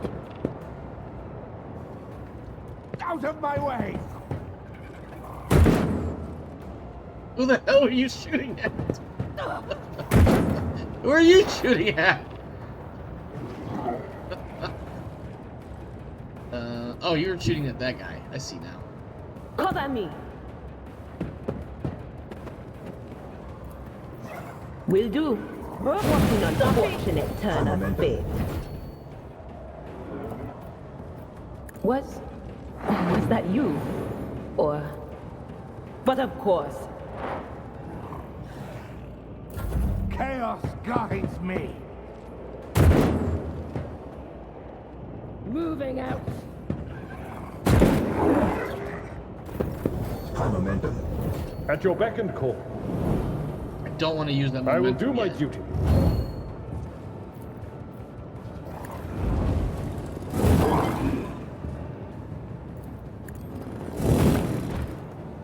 We will use that momentum. Sure.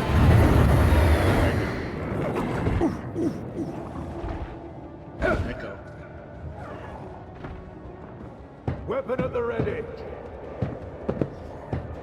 Send to the heretics.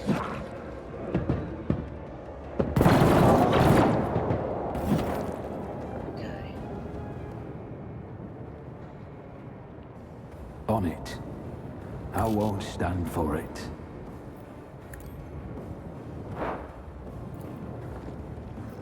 I'll make it happen.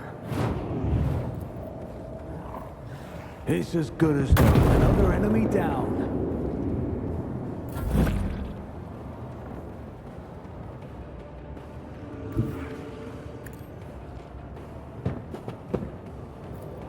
As the Emperor commands, I act. Okay. So now that I'll we've do done it. that, next time Abelard's up, we'll use the heroic thingy on him. Doubt is for the weak. But, so the trick is, if you don't know, you have to kill all of the other bad guys before you focus on the Chaos Spawn. Because once he gets down to a certain level and hit points, he will kill one of his allies and use them to regenerate his own health. It was super annoying until I figured God, that out. Emperor, move through me. Actually Be really the cool fire though, in my heart. but God damn it was annoying when it happened to me all the time. Faith First without couple, deeds like is once or twice I had to worthless. fight him. The second time it was just simply I couldn't remember that little thing until I realized 2 rounds in, getting my ass kicked. Now let's see. I am gonna switch to this weapon. I don't want to use my Psyker shit, and Nadira is not meant for close quarter battle. So we're gonna start stacking and stripping. On it. Shooting.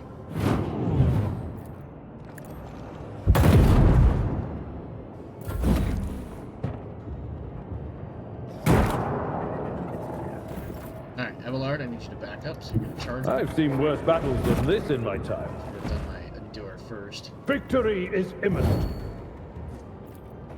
It will be done. Done all that. Now no heroic, matter the cost. which should give me a bunch of movement left, but more importantly, a whole bunch of attacks. Indeed. It will be done. At your beck and call. I will do my duty. That was like 4 attacks there, plus our backing up the charge, that's 5, and our standard attack, which was 6. So 6 times we got to hit this guy, and we cut down. It's nickel and diming him, but it'll cut him down.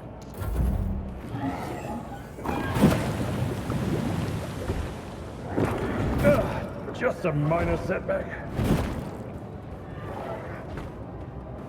Follow my lead. Alright, here we go. Oh, we got momentum again. Who, if not me? I'll see to it personally. On it. Now, do I want to use one of these? Let's see. Immediate inflicts 1 exploit on each enemy in combat, makes a free attack against a target. This attack always hits. Until the end of combat, the target of this attack suffers a minus 30% penalty to armor, block, dodge, parry. Okay, yeah, we're gonna do it. Accept your lot. Pain cleanses the body. I'll do it. As the Emperor commands, I act. Anything else? That is not my destiny. What? Level up. Let's do that level up now before anything else. I think we just leveled up like 2 or 3 times. Nope, level 4 gains 1 rank. That's unfortunate. Alright, level 5. Ballistic skill and never stop believing. Don't stop believing. What does this do? When all stacks of never stop shooting should be lost, they become 11 stacks instead, which is based on some math in the background. Additionally, a Fortress World character may upgrade their willpower characteristic even if their current archetypes do not allow it. Okay. Cool. Abelard going to level 5. Thick skin and weapon skill.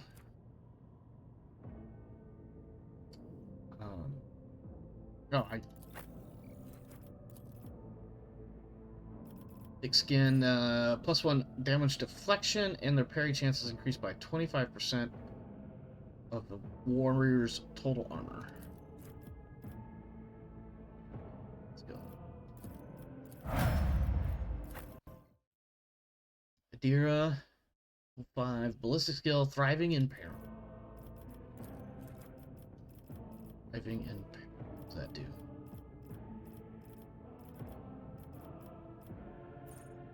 Every peril of the warp increases momentum by +12. Okay. I think perils of the warp is it happens when certain it triggers based on certain percentages or numbers. I don't remember exactly what it is. And tabletop is usually based on rolling like doubles or a critical fail or something silly like that when doing psych or shit.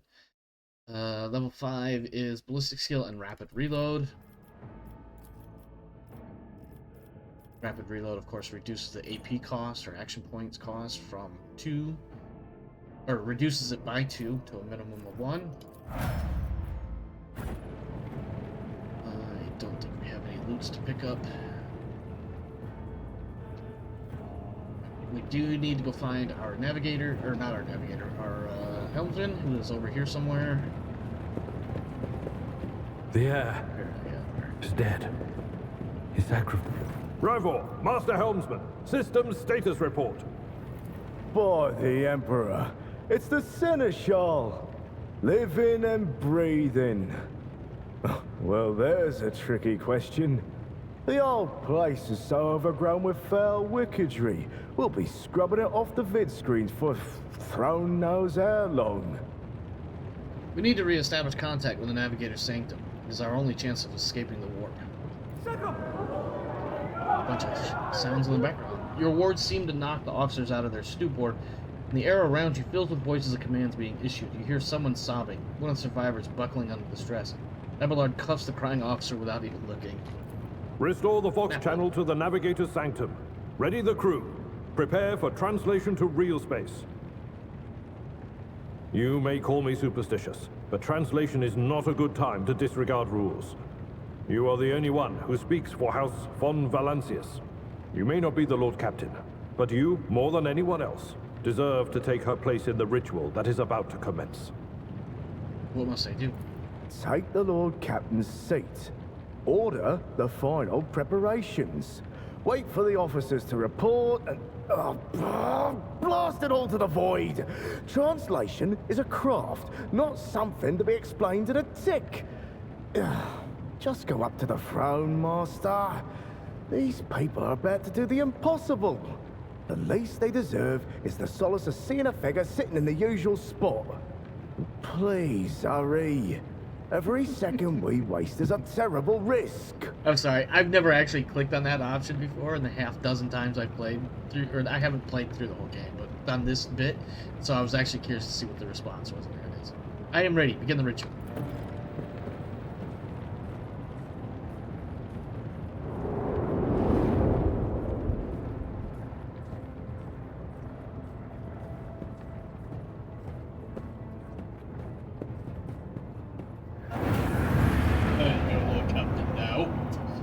The image before you is hazy, swaying in sorcerer's currents, invisible to mortal eyes, as if whatever is beneath the thin shell is constantly changing while still remaining the same.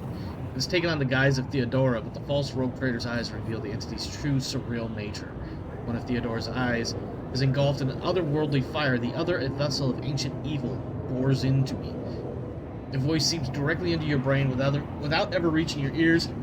This voice booms with all the horrors of the warp. Who are you to oppose destiny itself for the sake of lives that are not your own? So many threads stretch between you and other creatures of your world. Pitiful, worthless links, ready to shatter at the slightest touch. A muddled, erratic, pointless tangle. It resonates and merges with the voices that have already dug their foul roots into my consciousness.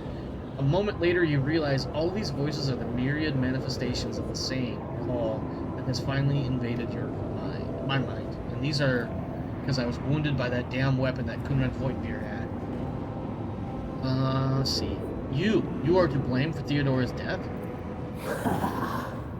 I am the beginning and the end, and all that courses in between. I am the voice of the truth that is destined to triumph. For this triumph is the terminal point of every twisted maze of fate. The aspirant vowed to return with a trophy, a relic that could serve the edge of daybreak. That fate was assured, and the steps chosen. And yet, you broke the unbreakable when you took the aspirant's place. I see you. On the day when the final dawn rises over the Iron World, I see you by my side on that day. The day of my resurrection. Your image is woven into the tapestry of things to come. I am the will of the weaver of destinies, and today I will weave a new thread of elusive possibilities and fickle chances. The thread that will lead you out of the maw of irreversibility. The thread that will help you find the keys to salvation. The thread that will guide you and the weapon of our return to me. Give me 1 second. I want to try something. This is something that's been kind of bugging me since I started tonight. See if that fixes something. Okay. I don't know if that's going to do anything or not. Probably not. Continue. The path is set, child of the dawn. The thread is woven. Follow it, servant of mine. Seneschal, the Navigator's sanctum is silent. The Vox signal is stable, which means... The Navigator gave his life battling the storm that nearly claimed the von Valancius flagship. We will honor his memory, along with that of all who died this day. Seneschal, will you tell us now? Who is that? Where's the Lord Captain? As First Officer, it is my duty to inform you with the greatest regret and indelible sorrow that Lord Captain Theodore von Valancius is dead. May her memory never fade from the annals of the dynasty. By right of blood succession, and with the absence of other kin who could challenge this decision, it is hereby declared that the successor to Theodore von Valancius is her heir, the rightful inheritor of the warrant of trade, and the title of Rogue Trader. The official ascension ceremony will be held at a later time. In the interim, have you lost your tongues? Hail your lord. It is because of his toils that we all still live. Yeah, hail me. The deed is done, Master. My apologies. I meant to say Lord Captain.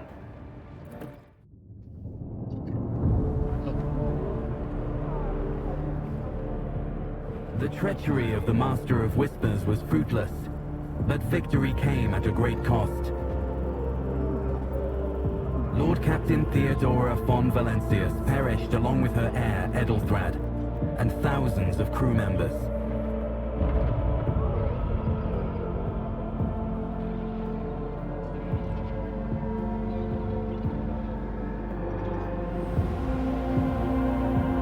Yet hope remained, for the second in line to the Rogue Trader dynasty survived, and through the strength of his resolve, saved those who were counting on him for protection.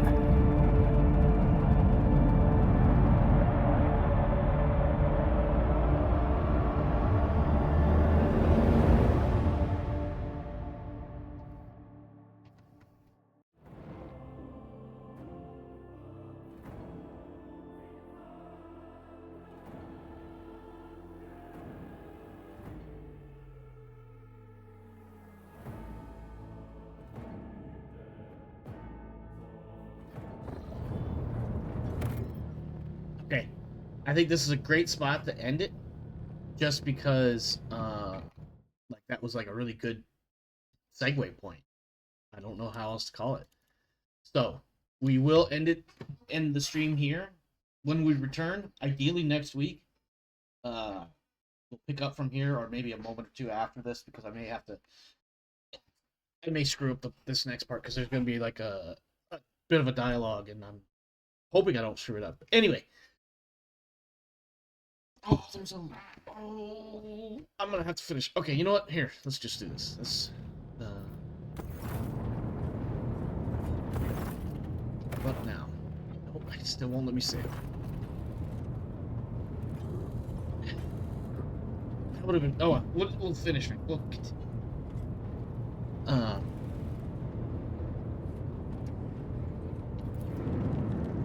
Can't help but notice that the Seneschal does not know how to talk to you or where to begin. His hesitation brings an involuntary smirk to my face, as though someone else entirely is gloating at the old officer's confusion. Seeing my smile, Abelard pulls himself together.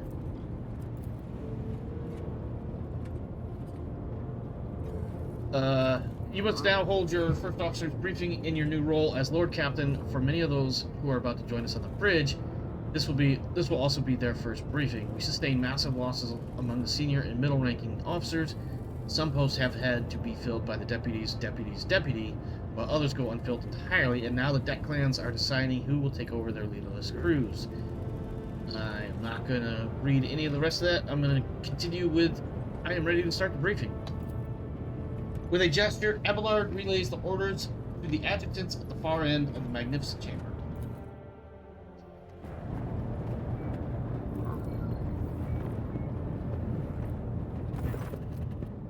dozen pairs of eyes bore into me, the expressions revealing restraint, joy, curiosity, wariness. Attention officers, you have been granted an honor. Lord Captain Liao von Valancius will personally conduct today's briefing. Our most gracious Lord Captain is ready to hear your reports. Perhaps you would introduce those present. Abelard. As you wish, your lordship. Vigdis Asuri Auda of the Ptoleman line, our new Voxmaster. It is an honor to serve you, your lordship. Aboard this vessel you have at your command thousands of crew members and hundreds of officers and section chiefs. I am responsible for receiving, processing, and sending all communications between you and them, as well as external sources. I am your eyes and mouth, Lord. Beside her is Ravor, the master helmsman. He steers our ship along the course set by the Lord Captain, monitors the void around us to ensure that we do not stray into an asteroid field or a pirate trap. Hail, Lord Captain. This here ship is good as home to me, so rest assured she's in safe hands. I'll die before I let her come to any grief. And lastly, our high factotum Janus Danrock, who oversees supplies, procurement, and the general material well-being of the ship. It is an honor, your lordship. You may trust me with all matters concerning your comfort. Everything will be done to the highest standard. In the second row, we have 3 officers charged with overseeing the ship's vital functions. The Master of Ordnance is responsible for the artillery aboard, the Infernus Master, whose crew work to prevent and extinguish fires on the ship, and lastly, the Drives Master, servant of the Omnissiah. 3 officers salute. The Infernus Master does so with confidence, while the Master of Ordnance betrays nervousness. The Drives Master offers a salute resembling a dance, involving the complicated manipulation of all the tech priest mechadendrites. Is that everyone? Unfortunately, our choir master, the esteemed Zachary Weiss, head of the Astropath section, is unable to join us. He is in charge of communications with distant star systems. Master Weiss has been in a trance for some time now, attempting to contact other planets in the von Valancius Protectorate and inform them of Lady Theodore's passing and Conrad Voigtvir's treachery. I will deliver a report to your lordship on the Astropath's progress as soon as it is possible to do so. It's equally regrettable that 2 more individuals worthy of mention could not join us at the briefing: the Master-at-Arms and Confessor Adalbert. The eminent Adalbert must see to the funeral services being held for the fallen officers, of whom there are too many for him to take leave from the chapel, and Mistress Sourback, who has replaced her late predecessor as our Master-at-Arms, is currently leading the search for any surviving agents of Voidfear. All others present are adjutants, secretaries, and deputies. They are here to make a record of proceedings. I'm going to have to go through this one by one. I wish to hear the Infernus Master. Yes, Lord Captain. I can report that all fires across the decks have now been extinguished. The preliminary damage assessment in terms of material losses and crew casualties has been completed. The results have been submitted to the Seneschal and the High Factotum. Post passed to him after the previous Infernus Master and his next 3 deputies expired in the line of duty. Glad is managing well so far. He can take the heat, so to speak. Abelard, you churd. High Factotum, what have you to report? We are toiling day and night to compile a full account of the losses. The task will require next to no involvement from your lordship. I will personally ensure that all damaged components are given into the tech priest's hands for attention, and that all lost supplies are replaced. There is only one resource that I cannot replenish single-handedly, and that is people. We have lost more than 2,000 crew members, and unfortunately this number is not confined to the scum from the lower decks, which are easily replaced, but also includes trained professionals. We will be able to make up our losses on the nearest planet, Rykad Norris. I almost said that wrong. However, the planet, the whole system in fact, belongs to the Winterscale Rogue Trader dynasty. We cannot simply begin recruiting on the planet without first coming to an understanding with the governor. In that respect, I am powerless. Negotiations at this level are a matter for the Rogue Trader. Especially true given Calagos Winterscale's penchant for attacking first and asking questions later. The kind of thick-skulled thugs he usually installs as governors on his planets. Drives Master, I will hear from you now. Imagine my voice being electrical sounding. Lord Captain, foes that set upon this noble void ship destroyed the repositories of hundreds of machine spirits. The great warp engine entrusted into my charge is unharmed, thank the Omnissiah, but its spirit mourns its dead brethren. We have not yet identified a prayer protocol capable of assuaging its sorrow and anger. With great sorrow, I must also report that the Ancient Seer Prime, Overseer, and spiritual authority of all tech priests on board fell in battle. Magos was betrayed by the little flesh that remained part of him, a most terrible loss. There is no one among my comrades aboard whose experience and comprehension of the sacred protocols equals that of the fallen Magos. We require a replacement, and as soon as possible. I see. Thank you. Master Helmsman, deliver your report. Right you are, Lord Captain. To cut a long story short, outlook is bleak. The ship's sound, more or less, but without our Engine Seer Prime and Navigator, who fell in battle, we have no way out of the system. If we try to set so much as a toe inside the warp, we don't know what'll happen first, our warp drive being torn to pieces, or all of us melting into the bulkheads. Excuse me. Try not to laugh and try not to yawn, all at the same time. Your Lordship, if you will allow me to interject, when we arrived in the system, my crew followed standard protocols and conducted a count of all the available communication channels in the region. One of them was a Navis Nobilitae station.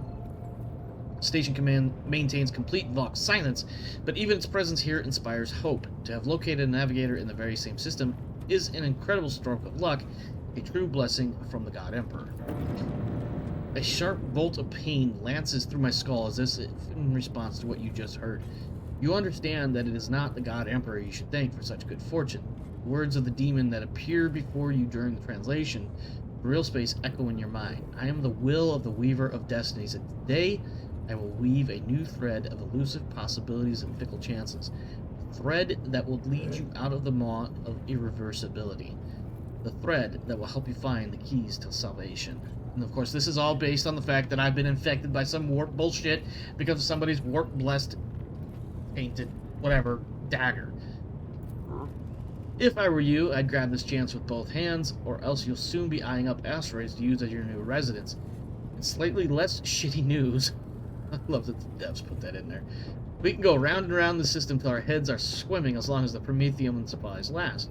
And if any thick as grok shit lives come sniffing around, we'll be able to take them out, so don't you worry on that score. Master of Ordnance, what do you have to report?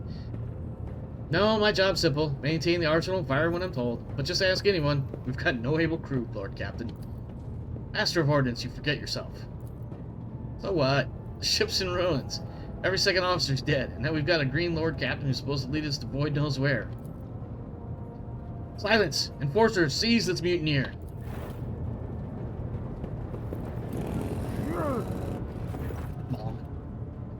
If only one officer out of your whole lot has fallen to pieces, then that's not so bad at all. Your Lordship, I do humbly apologize on behalf of the entire crew. What would you have us do with the Master of Ordnance? Jesus. A former Master of Ordnance, I should say. Besides find a replacement. That is. We already have one lined up. Execute him! Oh, no, wait. Nope. I'm trying a more not-so-dogmatic approach. And because I'm a criminal, remember? Stand down. Release him. I have no intention of punishing a man for a moment of weakness, not after the terrible attack we have endured. I've grown soft in my old age. Cease your sniveling. You disgrace yourself and your entire clan. Enough! The hysterics are over. Let us resume. The Master of Ordnance stands up, wiping the blood from his broken nose. His face is a picture of shock. What just happened seems to be dawning on him only now, in the knowledge of the fate he'd so narrowly escaped. To summarize, we have sustained serious losses in crew members and require a new Engine Seer Prime and Navigator. Is this all that is preventing us from continuing the voyage? Precisely, Lord Captain. But bear in mind, this will not be the end of our trials. The ship's systems must be properly inspected for major damage, which can only be carried out at Footfall, home to the only dockyard in the sector. But we will never reach Footfall without first solving these three immediate problems. Thank you for your report. Dismissed. Because I can figure out everything else on my own. Assembled officers salute me as one. Continue. Your Lordship, there is one other thing. A confidential matter of the utmost importance. Lady Theodora, your eternally esteemed predecessor, brought the ship here to this system for a reason. She was given a secret commission. You're perhaps wondering who has the authority to commission a rogue trader to do anything? And I should tell you. The Lord Inquisitor, the hand of the Emperor, the chief architect of his will in the Koronus Expanse. This is where I say, I came across a strange handwritten letter on Theodore's desk. It was signed XC. You are referring to the contents of that note, I presume. Yes, quite right. XC, Xavier Kapkazar. Lady Theodora was to seek out the Lord Inquisitor's right-hand man, one Heinrich von Kalax. An interrogator, you understand. All I know is that he is somewhere in the system, that we must find him and offer him whatever assistance he requires, and then deliver him to Footfall in the Furibundus system. Finding him without any more information to go on will be difficult indeed, but an Inquisitor is an important individual. The authorities in the system, either the Navis Nobility, or the governor of Rykad Minoris, may know something. That is all of it, your lordship. You have a great deal of work ahead of you, but it is a mere taste of the daily burden of a rogue trader. Soon you must take up the reins of the Von Valancius Protectorate. And then Abelard gives me another scrutinizing look, as if trying to gauge how long I will hold out under this mountain of problems. His face softens slightly, and it seems he is about to offer some words of encouragement. Jesus. Dear Sister Argenta, explain yourselves. Sister of Battle grimly nods toward Adira. Psyker is suffering some ailment or dark madness. She insisted on seeing the rogue trader. I judged that it would be unwise to leave her unsupervised. I was also hoping to approach you with a personal request, but it can wait. Speak with me when you have time, rogue trader. Daybreak. That's what comes out of Adira's mouth. One word. If there is nothing else of value to report, I declare this briefing concluded. It's time to get to work.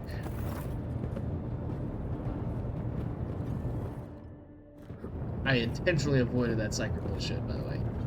It's probably easy to recognize. Who's this? Oh, that's my high factotum. Lord Captain, if I may steal just one more moment of your time, the matter is rather delicate, as it concerns trophies that were left after the battles on the ship. One trophy in particular, I should say.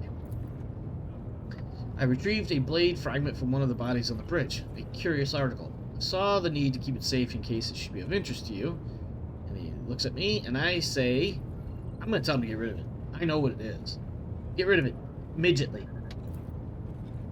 A spike of pain... Excuse me. A spike of pain pierces my skull. The entity inside you howls and rages, promising me a million torments and miseries for this treachery. Whatever. Of course, your lordship. I will see to it immediately. Okay, game autosaved. Okay, cool. That seems like a good place to stop the...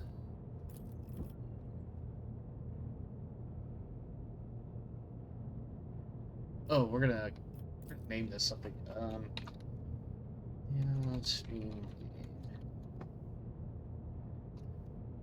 Alright, see that. Alright. That is it. We're gonna end it there for the night. When we come back next week, we'll continue on and explore the Rykad Minoris system, which will involve dealing with Navigator and stuff, dealing with the main planet. There's a prison planet somewhere in there. Maybe getting to the bottom of some heretical bullshit. Some warp fuckery. And, of course, how many times I can laugh at the NPCs that are following me around and trying to get them all killed as we murder and lay waste to everything against us. That is it for me here tonight. Thanks for stopping by. Thanks for hanging out. Hope you enjoyed what you've seen. If you have, please consider hitting the like button, smashing the like button, and of course subscribing if you're watching this on YouTube. Yeah, be safe out there. Oh, you know what I was going to talk about is the plan moving forward. So, for those that don't know, I stream twice a week TTRPG stuff currently. I am considering adding one or two more TTRPG or TTRPG adjacent projects to that list, as well as, of course, streaming this series, which I haven't quite come up with a very good name yet. Basically, Owlcat Rogue Trader. I don't know what else to call it. This will be on Tuesdays, as long as I don't have anything else planned, and as long as my daily life hasn't gotten too crazy, hectic, and silly. Let's go back to the main menu. As long as my daily life hasn't gotten too crazy or out of control, this is our Tuesday night streams. And of course, the sessions will be recorded and uploaded to YouTube for public release the following morning. And then, of course, we have Alien RPG on Mondays, assuming everybody's able to meet, which lately has not been as often as I would like, but real life is, as always, the precedent. And then Wednesdays is our Warhammer 40k Rogue Trader Ties of Acheron, TTRPG. That is in its 4th segmentum, as I call it, with at least 2 or 3 segmentums minimum to proceed after the current one. That group meets on Wednesdays fairly consistently. Looking forward to seeing what we get up to starting tomorrow night, in fact. And then Thursdays, I think I'm going to be doing a different game. I'll be streaming a different game on Thursdays. I know exactly which game. The question is whether or not I want to. I do want to. It's just that I'm hesitant because how my daily life can get sometimes a little weird, and sometimes I'm just mentally burnt out from the week by Thursday. But yeah, that's it. That's the plan. Monday, Alien RPG. Tuesday, this game. Wednesday is Warhammer 40k Rogue Trader TTRPG, not to be confused with this one. And then Thursday's a different title, which will be revealed when Thursday comes around this week. And then, of course, each of those sessions are recorded and then uploaded for release the following morning. So, of course, whatever streamed on Monday is released on Tuesday morning, etc., etc. That said, let's get out of here. Stay safe out there, my friends. This world is a crazy, grimdark universe world thing. Make sure you're doing what you got to do to take care of you. And as for me and mine, we're out of here. I don't know why I stumbled there. It's just me. So, have a good one, my friends. We'll see you next time.